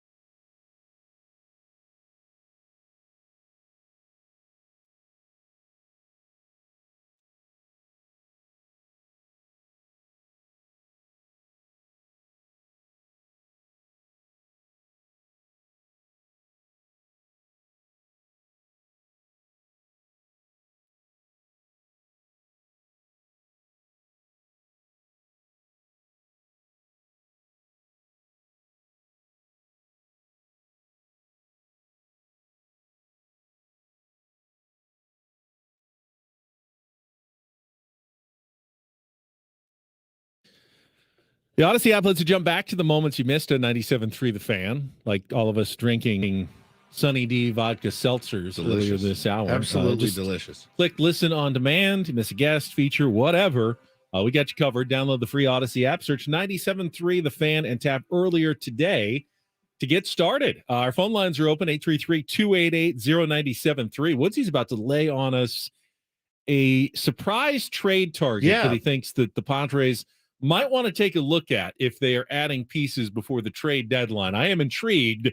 We will get to that right after a check of traffic here on 97.3 The Fan. From the Premier Chevrolet of Carlsbad Traffic Center, part of the Premier Auto family, here's Kelly Danick. Traffic is sponsored by the all-new Premier Cadillac of Carlsbad. Still a few problems out here, guys. One of them is this crash on the westbound side of the 8, just past the 160 through a couple vehicles involved. They're in the center divide, but looks like fire crews got that fast lane blocked. Also traveling on northbound 15, just past Friars Road, we have reports of a stalled vehicle. Looks like that is in middle lanes. You're going to find on the northbound 5 coastline just before Barcelona, crash involving a couple vehicles. They're over the right shoulder, and looks like you've still got right lanes blocked. Northbound 5 to Christianitos as they investigate that early morning fatal accident involving a pedestrian. Brought to you by Premier Cadillac of Carlsbad with brand new 2023 Cadillac XT4s and XT5s in stock now. Stop in or shop online at CadillacCarlsbad.com. A proud member of the Premier Carlsbad family of dealers.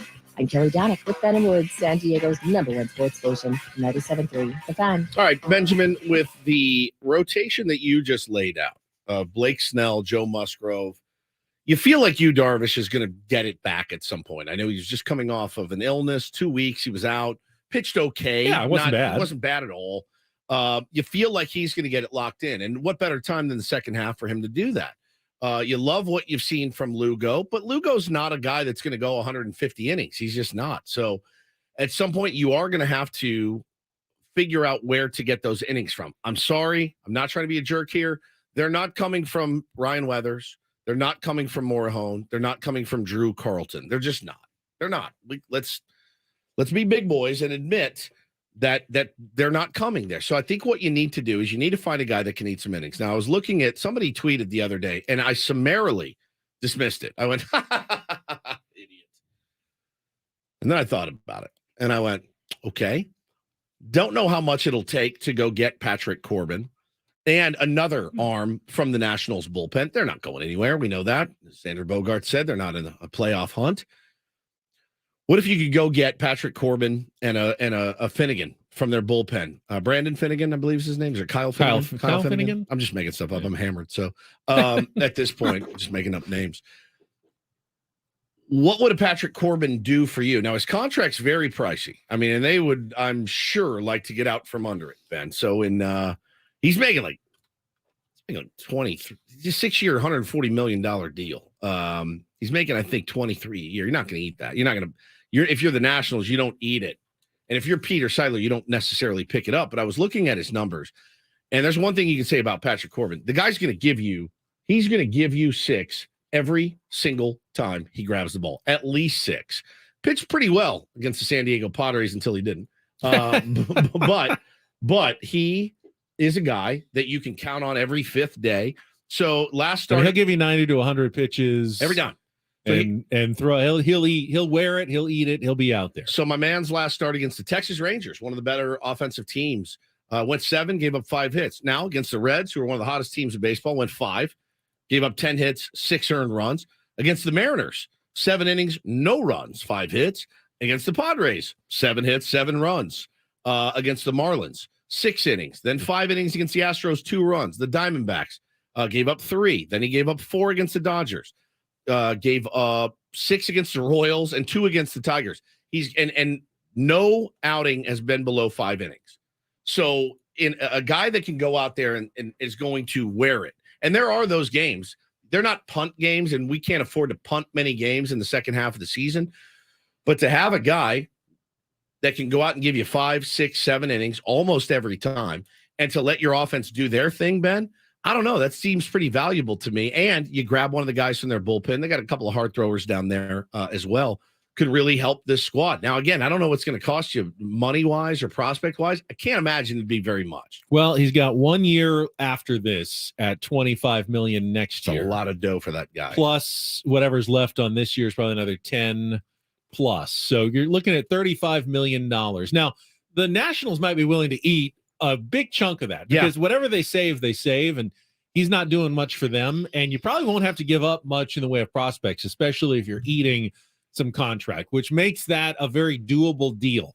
Here's the problem. For Peter Seidler, who's already over the luxury tax, you're not only paying Patrick Corbin, you're now paying more tax. Luxury tax on Patrick Corbin. And it's one thing to pay luxury tax on Manny Machado or Juan Soto you don't want to pay it on or Corbin. Xander Bogaerts, but you really don't like to go double dipping for a guy like Patrick Corbin, who is just eating innings for you because you needed some depth as a sixth starter in a season that you're not even necessarily guaranteed to go to the playoffs. Now, I think it would make perfect sense if the Padres were 6 games up in the wild card race right now, and you needed to make sure your starters were all healthy and ready to go in the playoffs, and you needed an innings eater every few days that could actually spare your guys. Good piece. I think that would be a great piece. When you need to catch up and you need your top guys on the mound as much as possible, I'm not sure if it makes as much sense for the Padres. No, I mean, and I'm looking at ideas here, and like I said, somebody tweeted me the other day. I literally laughed at it, and then I went back and I looked at his numbers, and I went, "We've got worse. You know, what are our other options now? How many frontline starters are going to be available at the deadline, and what are you willing to give up for them? That's the problem too. Sure, a Corbin Burns may be put on the market, which would be stupid by the Milwaukee Brewers because they're in it, and they can't do that to those guys again. They did it to them last year with Josh Hader in it. You get rid of Corbin Burns right now, I mean, that's a nightmare scenario for the Milwaukee Brewers. So I don't know. What I do know is you're going to have to wear it a little bit. And if you could get, what if you could get Hunter Harvey and Patrick Corbin, and you give Corbin the ball every fifth day, and Hunter Harvey's in the back end of your bullpen, you're feeling a little better about it. Yeah, absolutely. I'm just throwing out ideas. I'm drunk, so don't pay attention to me. Well, the Nationals are one of the few teams that hammered.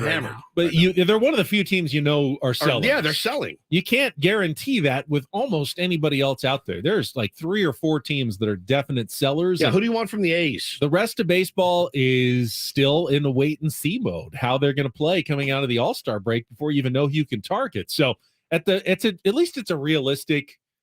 And it shows you how little is out there that Patrick Corbin is actually someone you might talk about picking up at the deadline.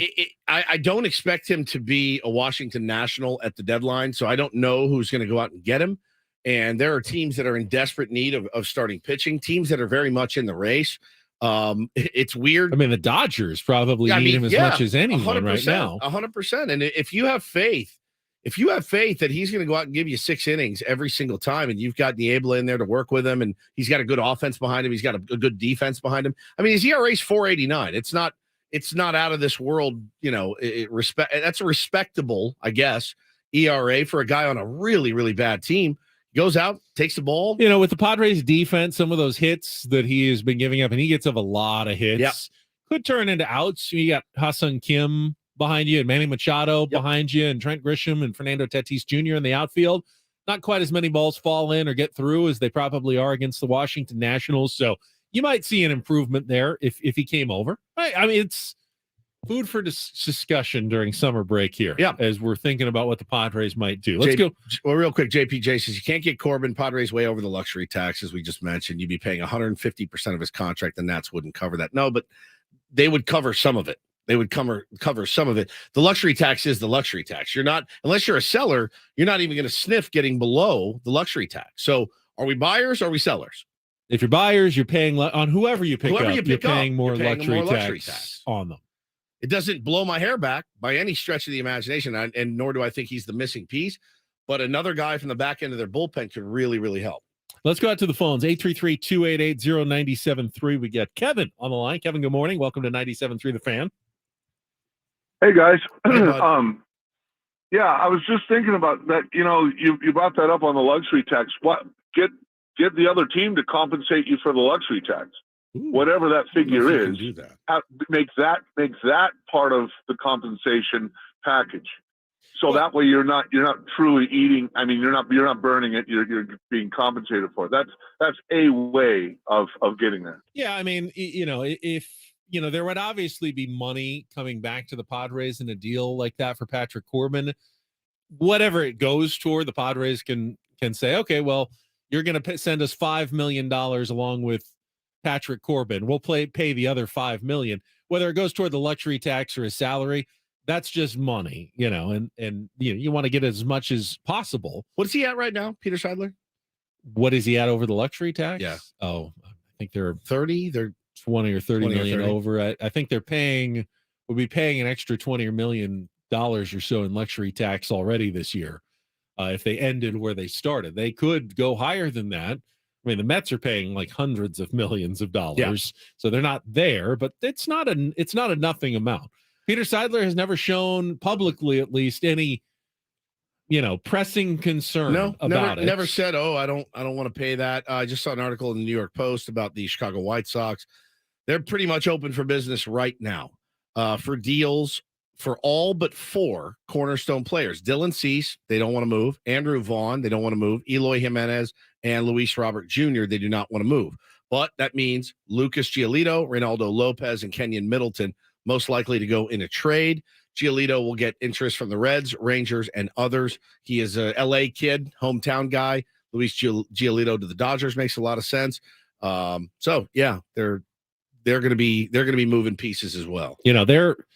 That's an interesting case because they're a team that expected to be contenders and be playoff. This was their push as well. So they asked Royals captain Salvi Perez if he would waive his no trade clause, his veto clause, and he said, "I love Kansas City. They gave me an opportunity, but the Padres, Astros, and Marlins have all been mentioned as potential suitors for Salvi Perez, which would be pretty solid, huge upgrade for the Padres." Yeah. We talked about it before the break, where yes, Gary Sanchez gave him an injection of life when they really needed it, but now his production is pretty much Austin Nola, a little better against the Mets, with a threat of power. But yeah, he had a couple doubles. Yep. He did swing it better against the Mets this weekend for sure. Let's go out to Mike. You're next up with Ben and Woods here on 97.3 The Fan. Good morning, Mike. Good morning, boys. Woodsy, I got a little music question for you. Shoot. Are you familiar with ABBA? Oh, very much so, yeah. Are you familiar with the song Fernando? I am not familiar with ABBA's Fernando. You don't know that You don't song? know that one? No. There is a Really? song, Fernando. You can You imagine got- the Sea of San You guys Diegans. do? Yeah. Imagine Oh, the yeah. Sea of San Diegans with their arms wrapped around each other in the 7th inning singing Fernando All in. when Tatis walks out. Okay, I'm on second board. I know thing- people. I'll send a drunken text today to Eric Grupner to make that happen. I'm Let me hear it. I probably Mike, know let's it. go. Yeah, you might. Hang on, I'd be I'm pulling very it up. surprised if. I would say in the canon of ABBA. Why it's haven't we one of their, done it like, yet? Top 10 songs. Why at haven't some we point. done it yet? Why don't they play it at the games? I'm not sure.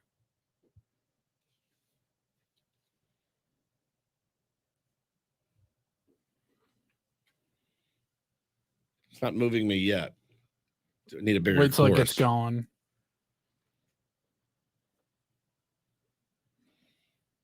Let's skip ahead.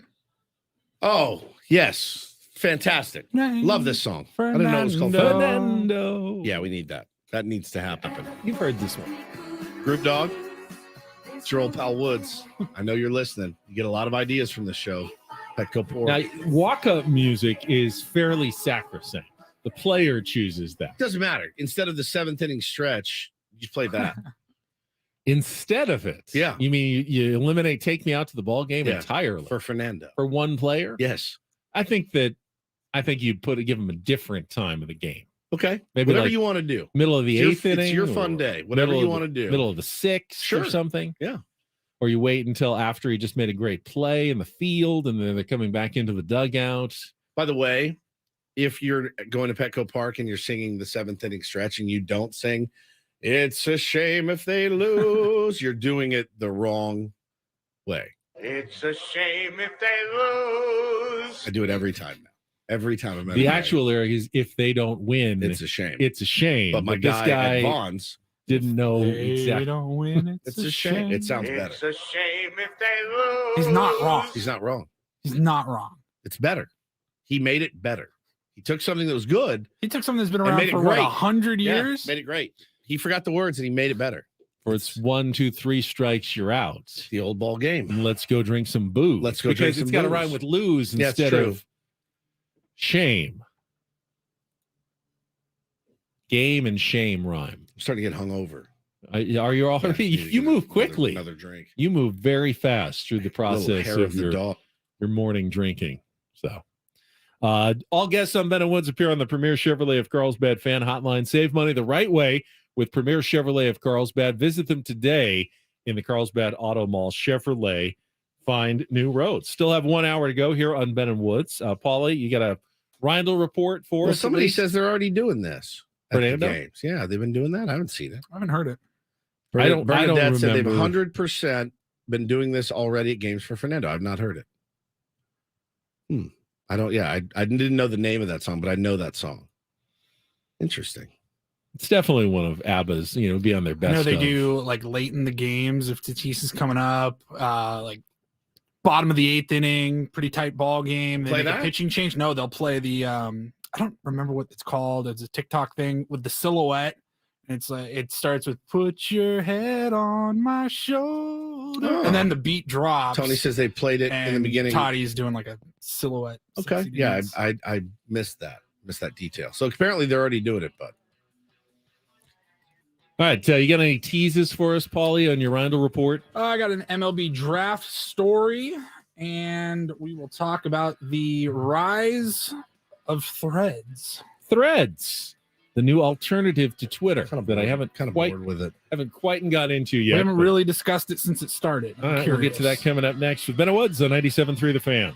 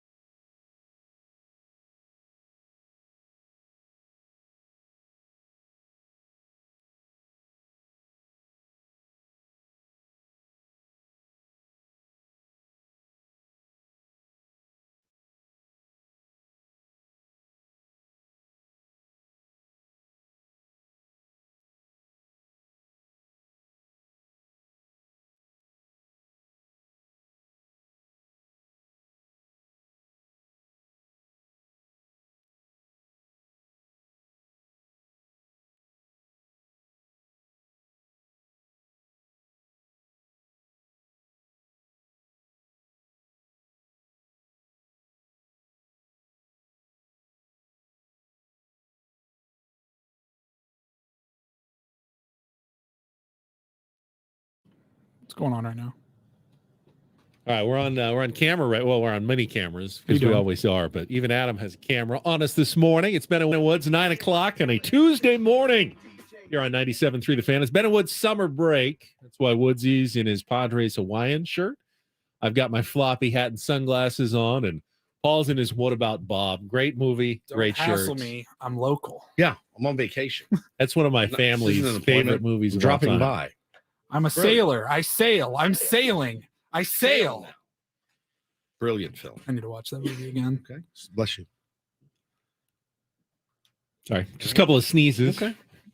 All good. Yeah, I'm good now. Just had a little Sunny D up my nose or something like that. Paulie brought in the Sunny D Selzters just to add to the vibe that we're going for here. What are we drinking tomorrow? Break. This is all week long, summer break until the Padres are back on Friday. We'll get serious on Friday. And by get serious, I mean take the day off. I'm serious. What are we drinking tomorrow? Well, Friday's the hardest day of all because while the Padres will be back, they will also have been gone the longest. We'll have a game to look forward to, but we'll have a week of nothing to have talked about in terms of changing with the Padres. Nothing changes between Sunday and Friday afternoon in Philadelphia. Not a damn thing. I doubt that there's going to be any trades made between now and then. Roster moves, maybe. We have draft picks. We talked about some of the Padres picks earlier, and Paulie's going to have a little more draft news coming up in the Reindl Report. But essentially, we're in a holding pattern for the Padres season until Friday afternoon. Agreed. And then we'll come back next Monday. We'll have 4 games to talk about from Philadelphia and a really big sense of, whether the Padres are going to be movers or shakers or not. If they come out and, rip roaring, start the second half with a bang in Philadelphia and make up some ground on one of the teams ahead of them, then we're fully in. It's buyers. It's, all engines, full steam forward on this Padres season. If nothing's won this weekend, but man, 5.5 back of one of the few teams ahead of you. You got 4 games. Like you can make some serious ground. Big chance to make up ground. Conversely, they go in, they get swept. They lose 3 out of 4. You've put yourself in a bad position. You once again have to start talking about selling again next Monday morning. But we won't know until, the weekend is done in Philadelphia. They're going to win 3. We're buyers. They're going to lose 2 or 3. We're sellers. Well, they'll probably go 2-2, and we'll still be here kind of in limbo going, they didn't lose any ground. They didn't make up any ground. Yeah, Darvish gets the ball Friday against Sanchez, who is 0-2 with a 2.84 ERA. Saturday doubleheader. Snell gets the first one against Taijuan Walker. And then game 2 is Seth Lugo against Zach Wheeler. That's going to be a tough matchup. I think I saw that they're saving Lugo for Sunday, and they're still unsure of what they're going to do in game 2 of the doubleheader. Really? Yeah. They're giving Joe a couple of Joe's got to extra get days. one. Yeah, Waka won't. Tuesday. Waka can't come off the injured list until that following Monday. So he can't pitch until the next series against the Blue Jays. We get Sanchez, Walker, Suarez, and then Wheeler. No Nola. We'll miss Nola. Interesting. Yeah. Well, you can make any changes you want during the All-Star break. Yeah, that's true. I'd say everything is very tentative until you come back and Rob Thompson actually says, all right, here's the real lineup for our pitchers coming out of the All-Star break, depending on how everybody feels, how much rest you want to get. This is an important series for the Phillies as well, obviously. Yeah. They're half a game out of a playoff spot. So we'll see what happens when they come back. But right now, everyone's just getting their R&R in and trying to get recharged for the second half of the season. We'll recharge here for a second while Paulie does the heavy lifting with the Reindl Report. And get things started here with our today's edition of the Reindl Report. Now tuned into the greatest.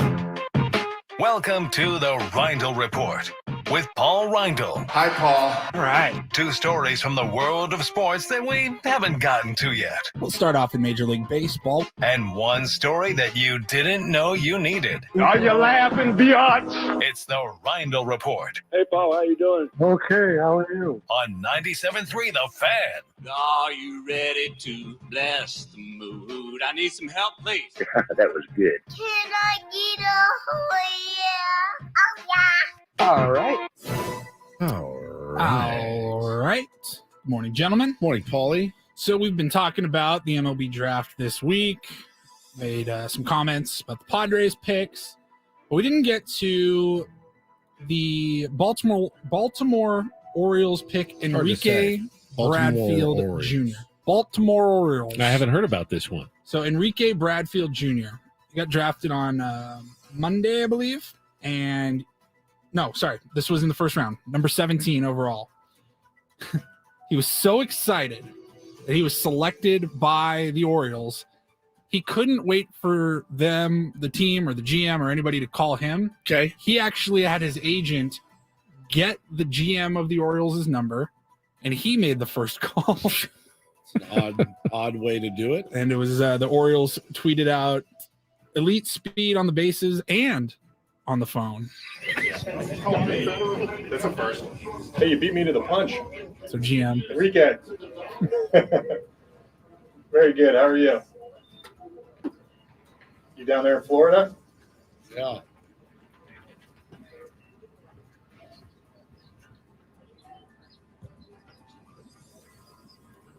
Well, that's great, man. Well, congratulations. We're really excited about the pick. I don't know if you've seen Camden Yards lately, but we got a really big outfield that we're going to need your help to cover. So get to work, okay? All right, man. That's great to hear. Well, enjoy the rest of the night and have fun with your family, okay?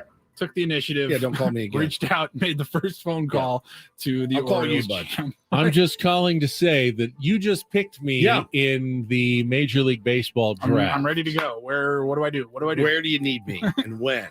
They're stacked, by the way. The Orioles, they're stacked. Their system is low, and they've called up a ton of their guys, Adley Rushman, Gunnar Henderson, guys like that. They're stacked. They could be really good. They could be very, very nasty in a couple. Bradfield Jr. is an outfielder, and they said 80 speed. I mean, probably the fastest and best defender in the draft, at least in college baseball. So another good move. We just said that about the White Sox a couple of years ago, though. Yeah, we did. The stacked Loaded system. They're all coming up. They look like young superstars. And now here they are in sell-off mode. As you just said, all but 4 players are up for bids. They're going to sell at the trade deadline. Second straight disappointing season. Yep. Is there any guarantee that the Orioles are going to actually be good in a couple of years? No, they're going to have to spend some money. Obviously, they're going to have to spend some money. They're going to have to get some front of the rotation guys. But I mean, that's right now. They're young, they're cheap, they're controllable, and again, all these guys can come up together. They've done a really nice job drafting and developing players. Really nice. Adley's a superstar. It feels like baseball is becoming more unpredictable, though. Very much. Guys so. are coming up better than you ever thought they could be. Freddie Freeman was talking about it in that piece about the Padres. He was going, "Yeah, I mean, you got these guys who are good right away. I couldn't have done that. Yeah, I was terrible when I came. I needed time, and now these guys are fantastic the second they get to the big leagues. But then, they go into a sophomore slump, and they're not good the next 3 years, and they can't adjust. It seems like baseball is getting less and less predictable as we go forward. Very much so. Very much so. I mean, some of the preseason predictions we made, embarrassing, but not outside the norm of a lot of the predictions that we saw. The 6 teams that made the playoffs in the NL last year, I would have bet my house that the 6 teams that made the playoffs last year would make it again this year. None of them got worse. They all got better. Let's hope that continues to be the case, because I did see that at the All-Star break last year in both leagues, 5 of the 6 teams that were in playoff position made the playoffs. There was only 1 team in each league that played their way in the second half. Padres are definitely hoping that at least 1 or 2 teams can play their way in from outside of playoff position in the second half, but it's not easy. You don't see it that often. I know you're not high on the Marlins, but they have arms. They've got the arms to do it. And they've shown enough offense. And they just got Anibal Sanchez back as well. I think so. Yeah. So they're poised for a decent second half. But yeah, I mean they're young. They don't know what they don't know, and their pitchers are spectacular. And of course, got a great skipper. Damn right.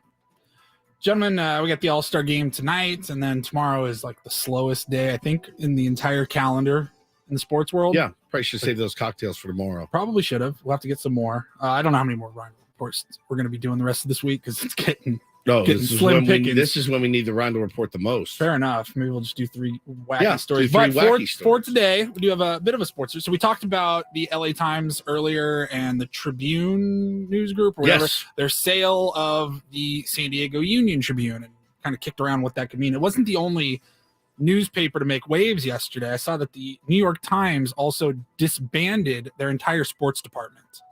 the New York Times will no longer have a sports department. So they acquired The Athletic for a lot of dough. And I think that's what they're going to, from the reports I read, they're going to lean on their friends at The Athletic, their acquisition to provide the sports. They're going to reassign or let go about 35 writers and editors in the New York Times department. And I thought about our buddy Tyler Kepner, who we love. And he did post yesterday on a dizzying, maddening, confusing, sad day for NYT sports reporters and editors. I've been overwhelmed by the love and support so many have shown me here. Thank you all. And on a programming note, the NYT says we will still have sports coverage until some point in September. Does he have a gig, Tyler?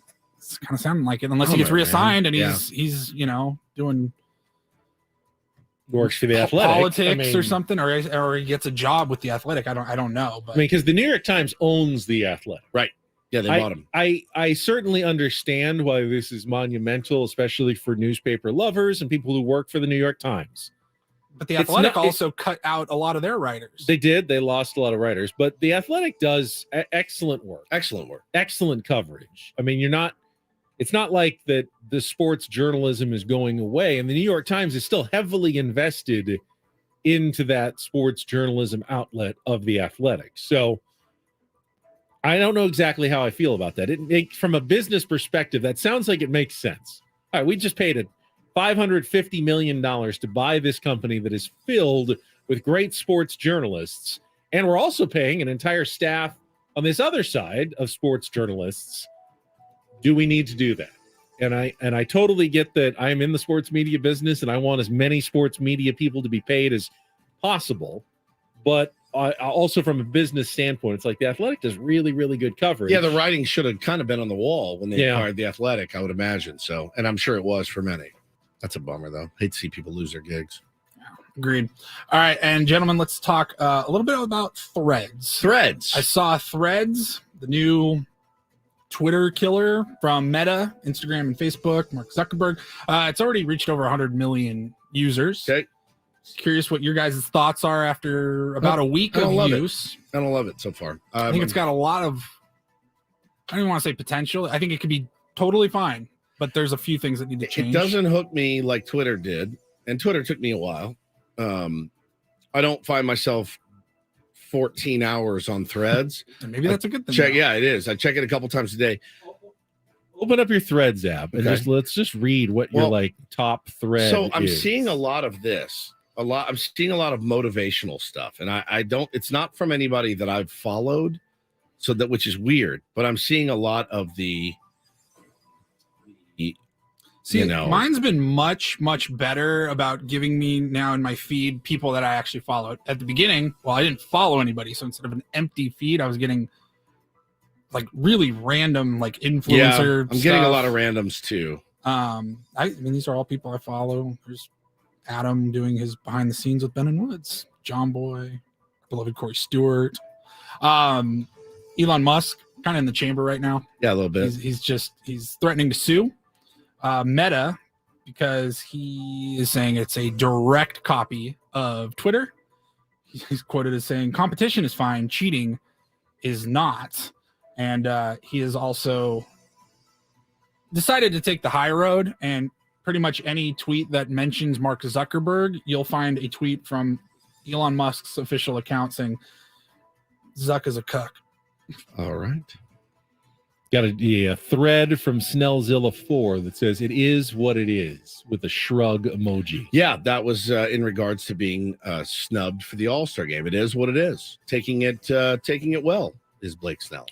So they automatically follow whoever you're following on Instagram. So I guess that's an option. I think I chose that option. So I'm getting some people like, oh, I didn't realize I was following this person on Instagram. I didn't do that option. I also think if someone that you follow replies to something, all of a sudden it's in your timeline. So when I get all these threads like Yemi Aduwunmi, but first coffee. But if I go way down there, I see someone that I followed reply to that thread. Oh. And then, okay, well now it's in my feed as well.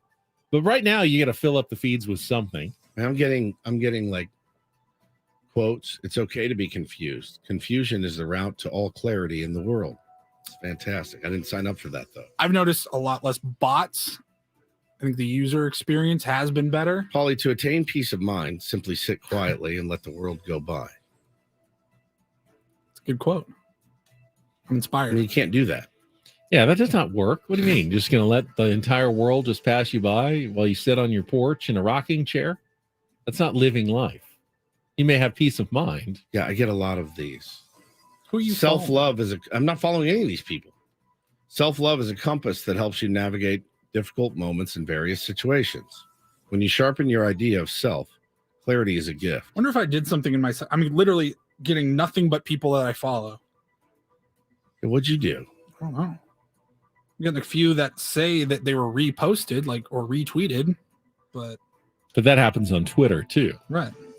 Yeah, it's all the, but it's not. I've been in a mood At like MLB at San Diego Waves. all of the content that I'm seeing these days is on my nerves. Every bit of it, all of it, all the golf content's driving me crazy. Like I saw Justin Thomas and Ricky and at the at Wimbledon. I mean, I saw 4,000 horrible jokes. Justin Thomas dressed like Colonel Sanders, hammered at Wimbledon. I mean, I saw the same joke 1,000 times on Threads, and I'm like, just had enough. Just had enough. Need to disappear for a while. A couple more seltzers, I'm good. All right. Thank you, Paulie. You're very welcome. Update on Threads there in our Reindl Report. If you want to join us, we're still taking your summer vacation nightmares. We really haven't gotten many or any so far. Many? Do you mean any? Any. 833-288-0973. You can join us. Phone lines are open on Ben and Wood's summer break after a check of traffic here on 97.3 The Fan.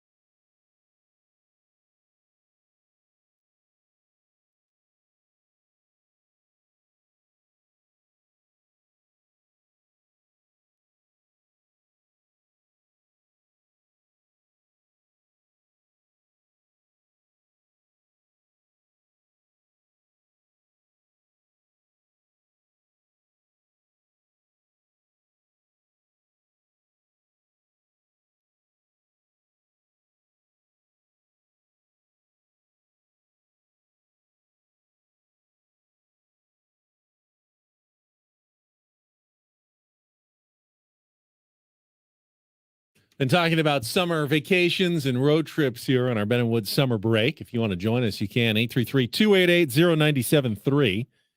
Maybe a road trip gone bad like this one for a Kansas City Chiefs super fan who actually had been on the run for 4 months, kind of a 4-month road trip as he tried to elude authorities on bank robbery charges back in Kansas City. He was arrested in California, in Sacramento, after apparently a string of robberies all the way through the Midwest. Bro, this banks. Story was nuts. What do they call him again? Well, his Chiefs, his fan nickname is Chiefsaholic. Apparently was the diehard fan who dressed in a gray wolf suit for games and was often shown on television. My man's been robbing banks across the Midwest from March to December of 2022, Ben. Robberies in Nebraska, Iowa, Tennessee, Oklahoma, Minnesota. I'm pretty sure I've seen this guy on the broadcast before. Big gray wolf. And yeah, so they have busted him. He's in jail now. Who would be our guy? It would be like Bolt Man. I haven't seen Bolt Man in a while. Maybe he's on the run. It could be like Padre Libre. I actually maybe. I always feel like grown men in costumes kind of weird me out a little bit. Well, I mean, they could be bank robbers. You never know. Dr. Death, like the Raiders fans. Yeah. And you got the guy in the wolf suit. You got Bolt Man. It just always, I felt a little weird about it all. Well, it's not for you. It's really not for me either. But I can understand, wanting to support your team in a big way, but dressing in a hot ass like wolf, it just reeks. And then, but I mean, it's smart because the guy never showed his face and clearly got away with a few of these bank robberies until he didn't. His real name is Xavier Babudar, 29 years old. He said he made off with about $800,000 to finance his activities. They did say at one point he was homeless. I'm like, but he's homeless. He's going to these Chiefs games, which cannot be inexpensive to do, but maybe that's how he financed everything. So they got him in custody, got him locked up. I've never been a big dresser up type guy. No, I don't even really wear jerseys of guys. I mean, even on our dress up, you just went with a Hawaiian shirt there. Yeah. Summer vacation garb. Yeah, I mean, tomorrow we can dress up in summer vacation garb. It's not going to look much face different. Paint. Never been a big face paint. Don't think I've ever painted my face, even when I was a little kid. I dressed as Kiss and did that, but I didn't like go to games and stuff for it. But yeah, it's a different scene for sure. If you were ever on the run, oh God, good question. Like, what would you do? I don't have the stomach for it, man. It'd be stressful. Yeah, you think about these guys like paying cash at motels for the night and then having to move on and never staying too often in one place. Yeah, you're not sleeping, right? You're not sleeping. Where would you go? Go to like Menifee or something. Just try to disappear. You need to go far away, and you'd have to drive there. Yeah, you'd have to be careful, and you'd have to be in a different car. It's not that I haven't thought about being on the run. I think I would make it one day and turn myself in. The movie The Fugitive, always a great one with Harrison Ford, but very stressful. Hurt. Very stressful to know at any second, they're about to close in on you. Well, and he thinks they're going to get him so many times, and he shaves the beard. Hey, Doc, you see this guy? Every day when I look in the mirror, pal, except for the beard, of course. I mean, it just makes your stomach in knots. I don't have the stomach for crime anymore. I just don't. I never want to feel handcuffs again. I never want to get in any trouble again, ever. I'm just terrified of it. And I could never go on the run. If they were looking for me, I'd be like, you got me. You got me. I don't know what to do. I could never run. You could never run. No, you could never commit a crime. No, I don't think so. I can't even pull off a prank phone call without your guys' help. You can actually. You did it. You did it over the week, last week. Well, I was gone. Yeah, well, amazingly on Friday morning. Yeah, you did. Let's hear it. You have it.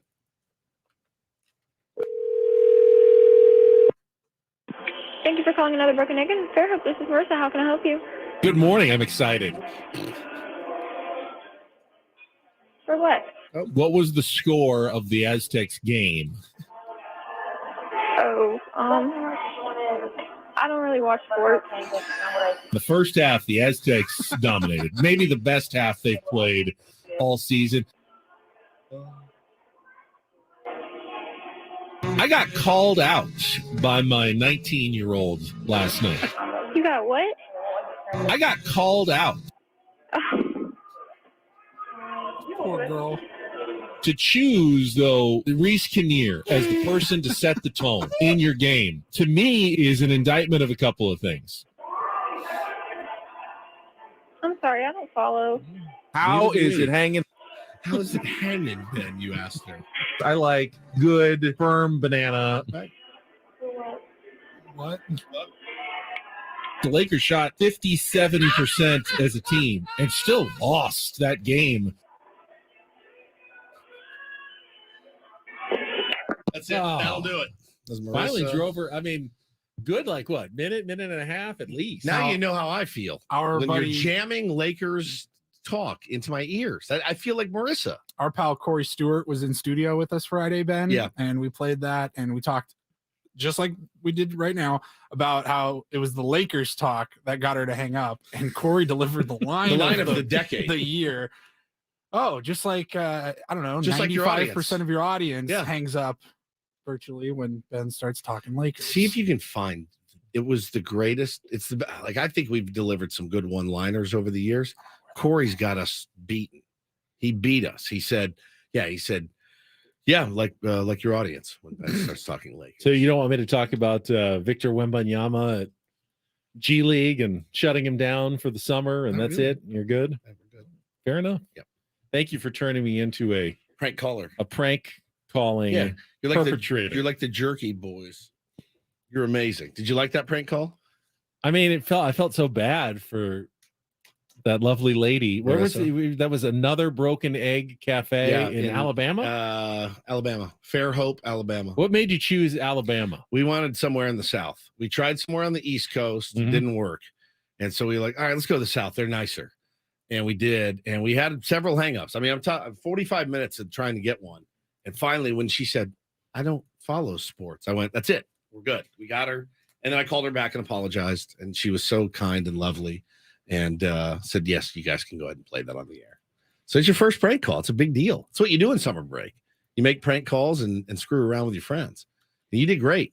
And I'd like to hear more of them, if I'm being honest with you. I'd like to hear way more prank calls. Somebody said, do one with the I likes. Fine by me. Fine by me. You need me to go on vacation again to make this happen? Sure don't. And do that one Surely don't. All right, we got one segment left. Summer break continues for Ben and Woods. Last chance to get in your phone calls, 833-288-0973, going until 10 o'clock on this All-Star Game Tuesday on San Diego's #1 sports station, 97.3 The Fan.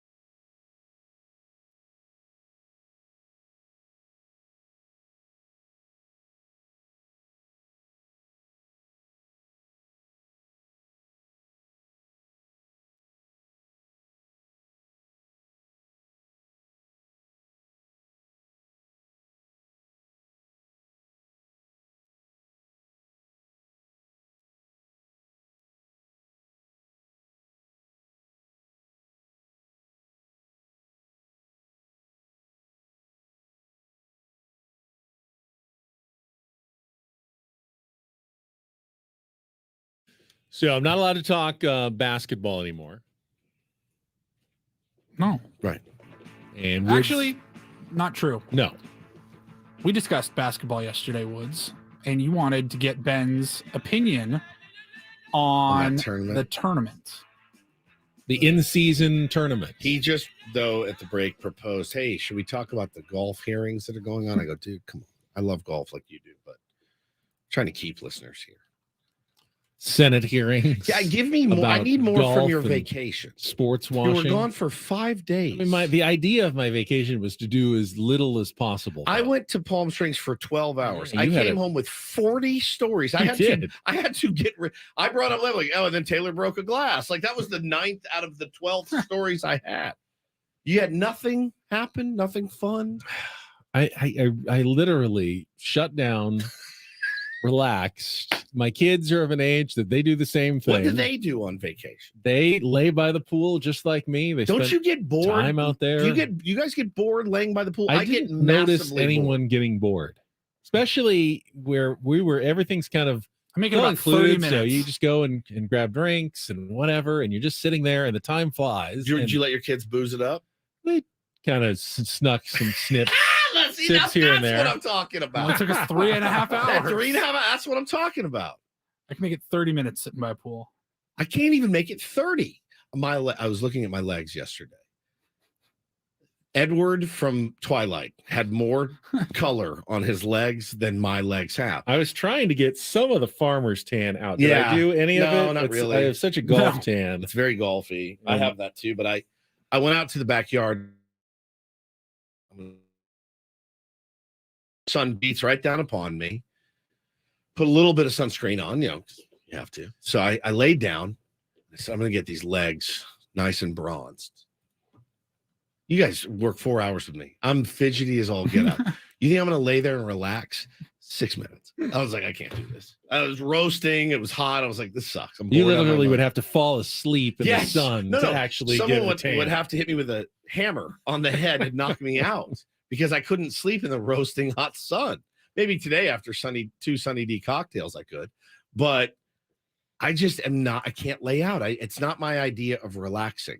My idea of relaxing is lying in my bed like a slob, like a sloth and a slob. I stay in the room. Matt in the YouTube chat says I get very bored by the pool on the beach. Not at all, and I can agree with that. I don't know why, but It's I not get bored by comfortable on the pool. beach, though. Oh, I can fall right asleep.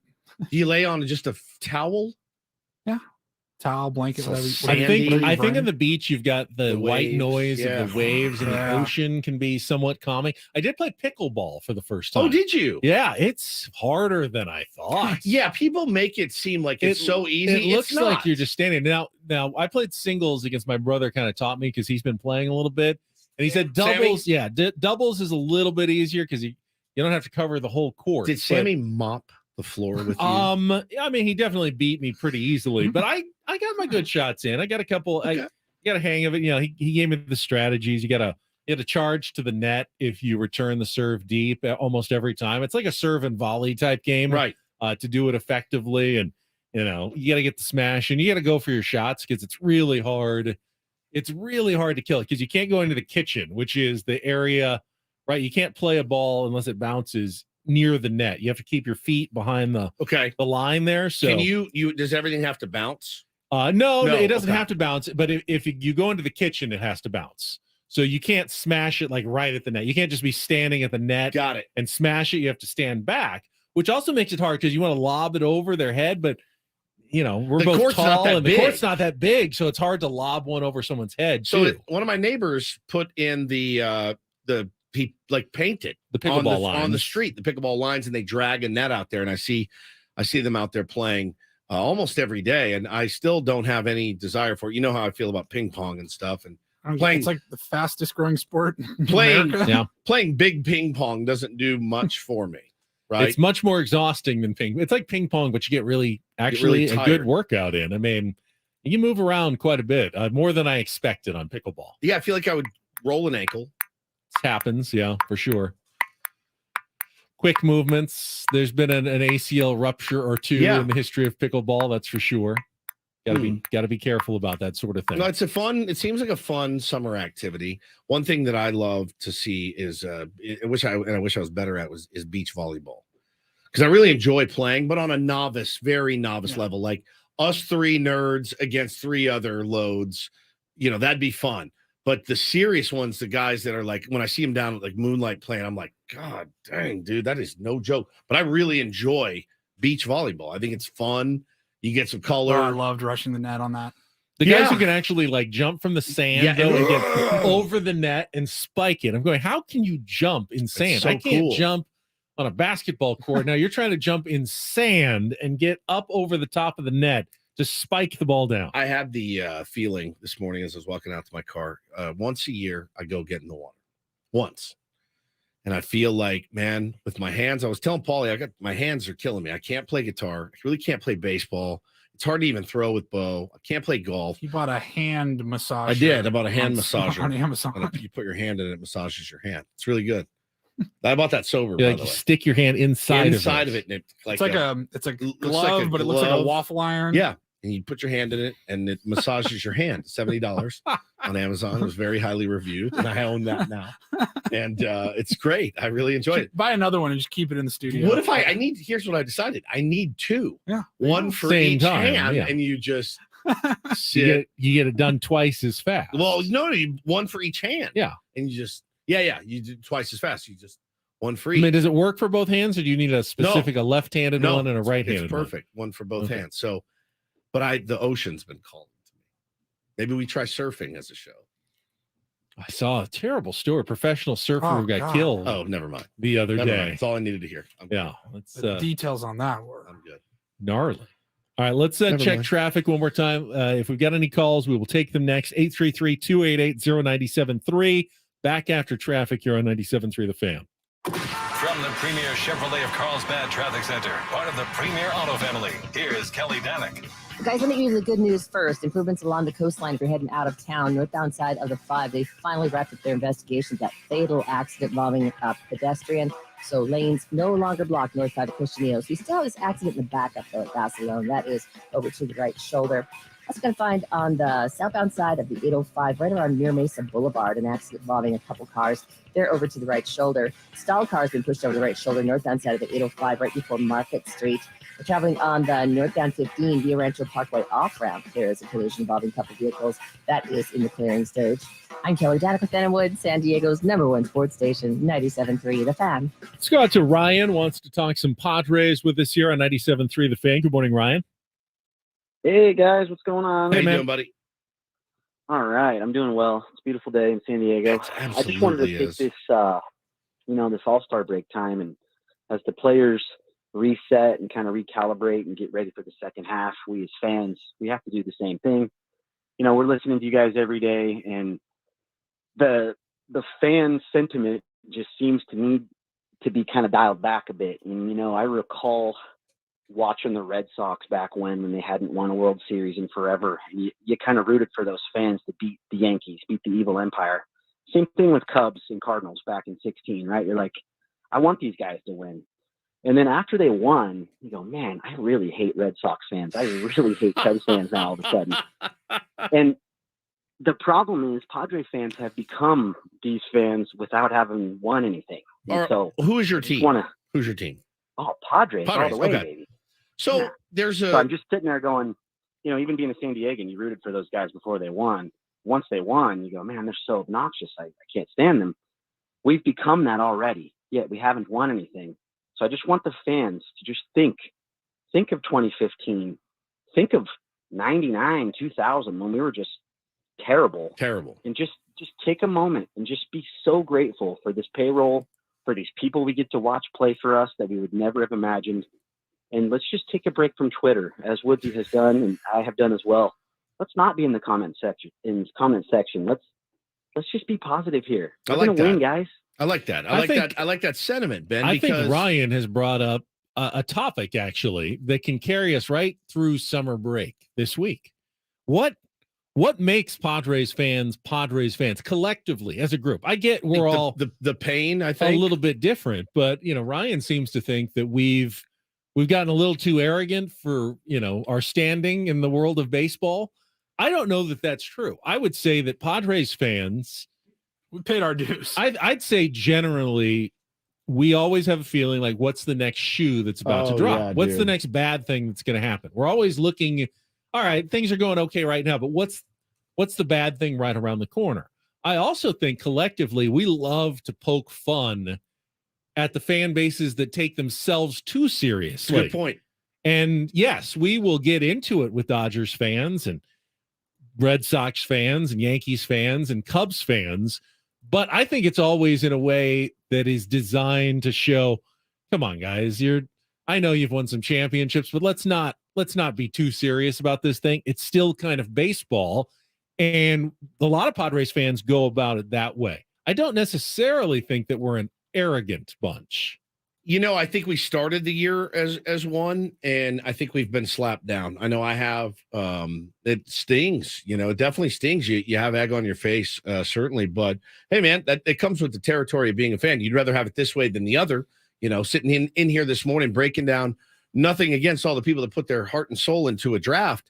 But 5 years ago, that would have been 4 hours of draft talk this morning. And what's the ceiling for Homer Bush Jr. and all of this? Now it's an afterthought. And you look at these guys as guys that are drafted to be traded to try to win a World Series. That's really, at least that's my perspective.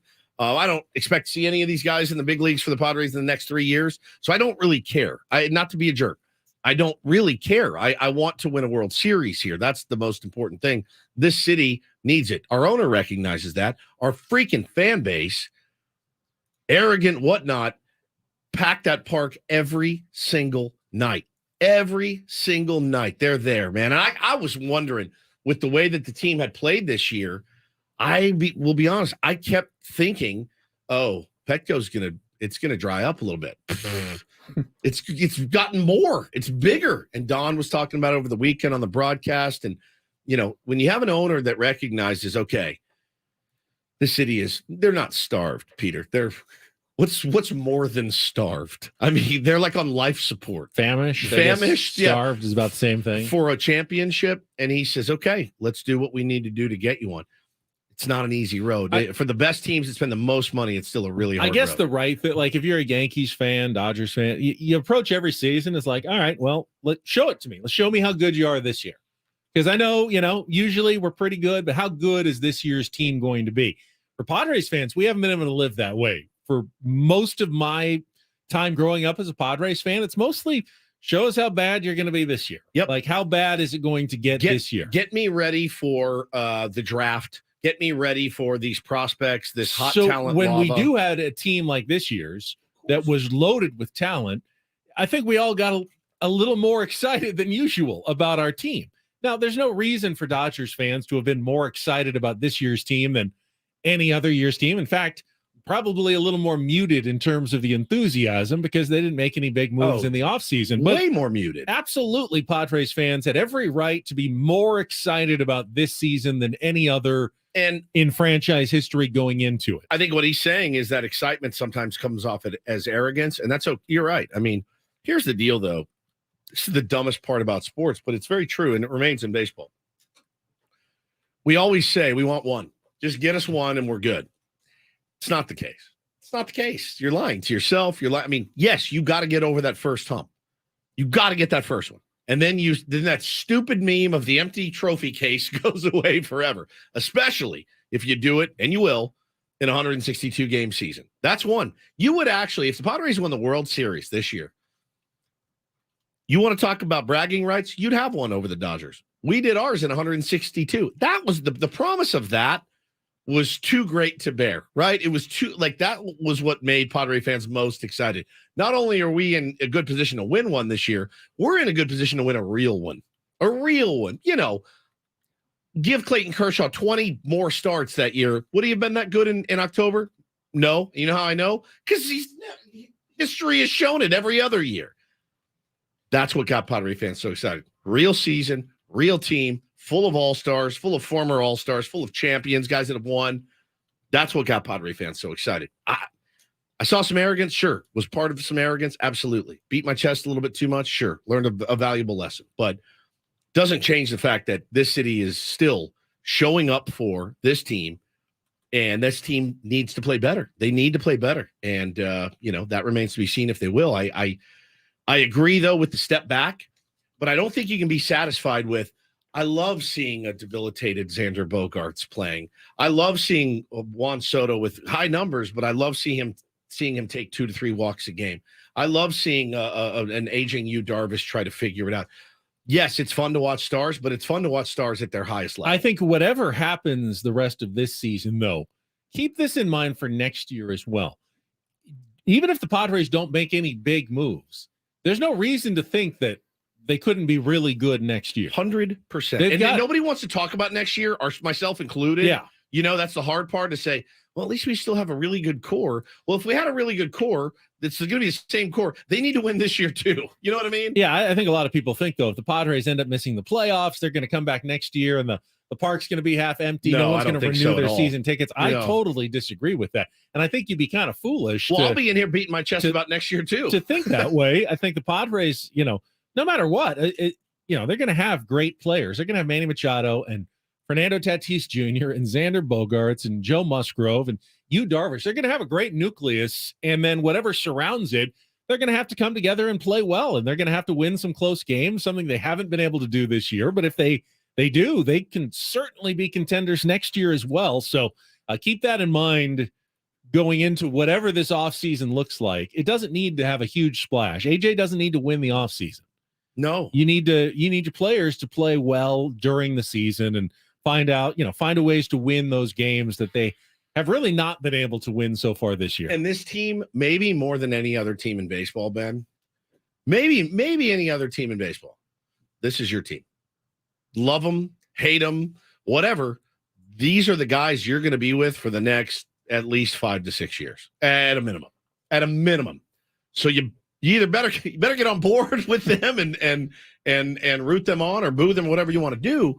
But almost more than any other team in baseball, Ben, we've got a 5, 6, 7 man core that we're going to be rolling out there. This hour on Ben and Woods been brought to you by Cars.com. Whether you're looking for the perfect summer road trip car or something you can zip around in, visit Cars.com today. They have over 2 million cars for your 2 million summer possibilities.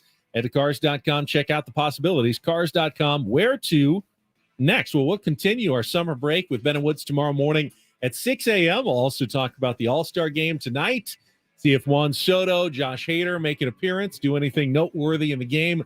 Talking about it tomorrow morning for Paul Reindl, Stephen Wood, and Ben Higgins. Have a great rest of your Tuesday from all of us here at 97.3 The Fan.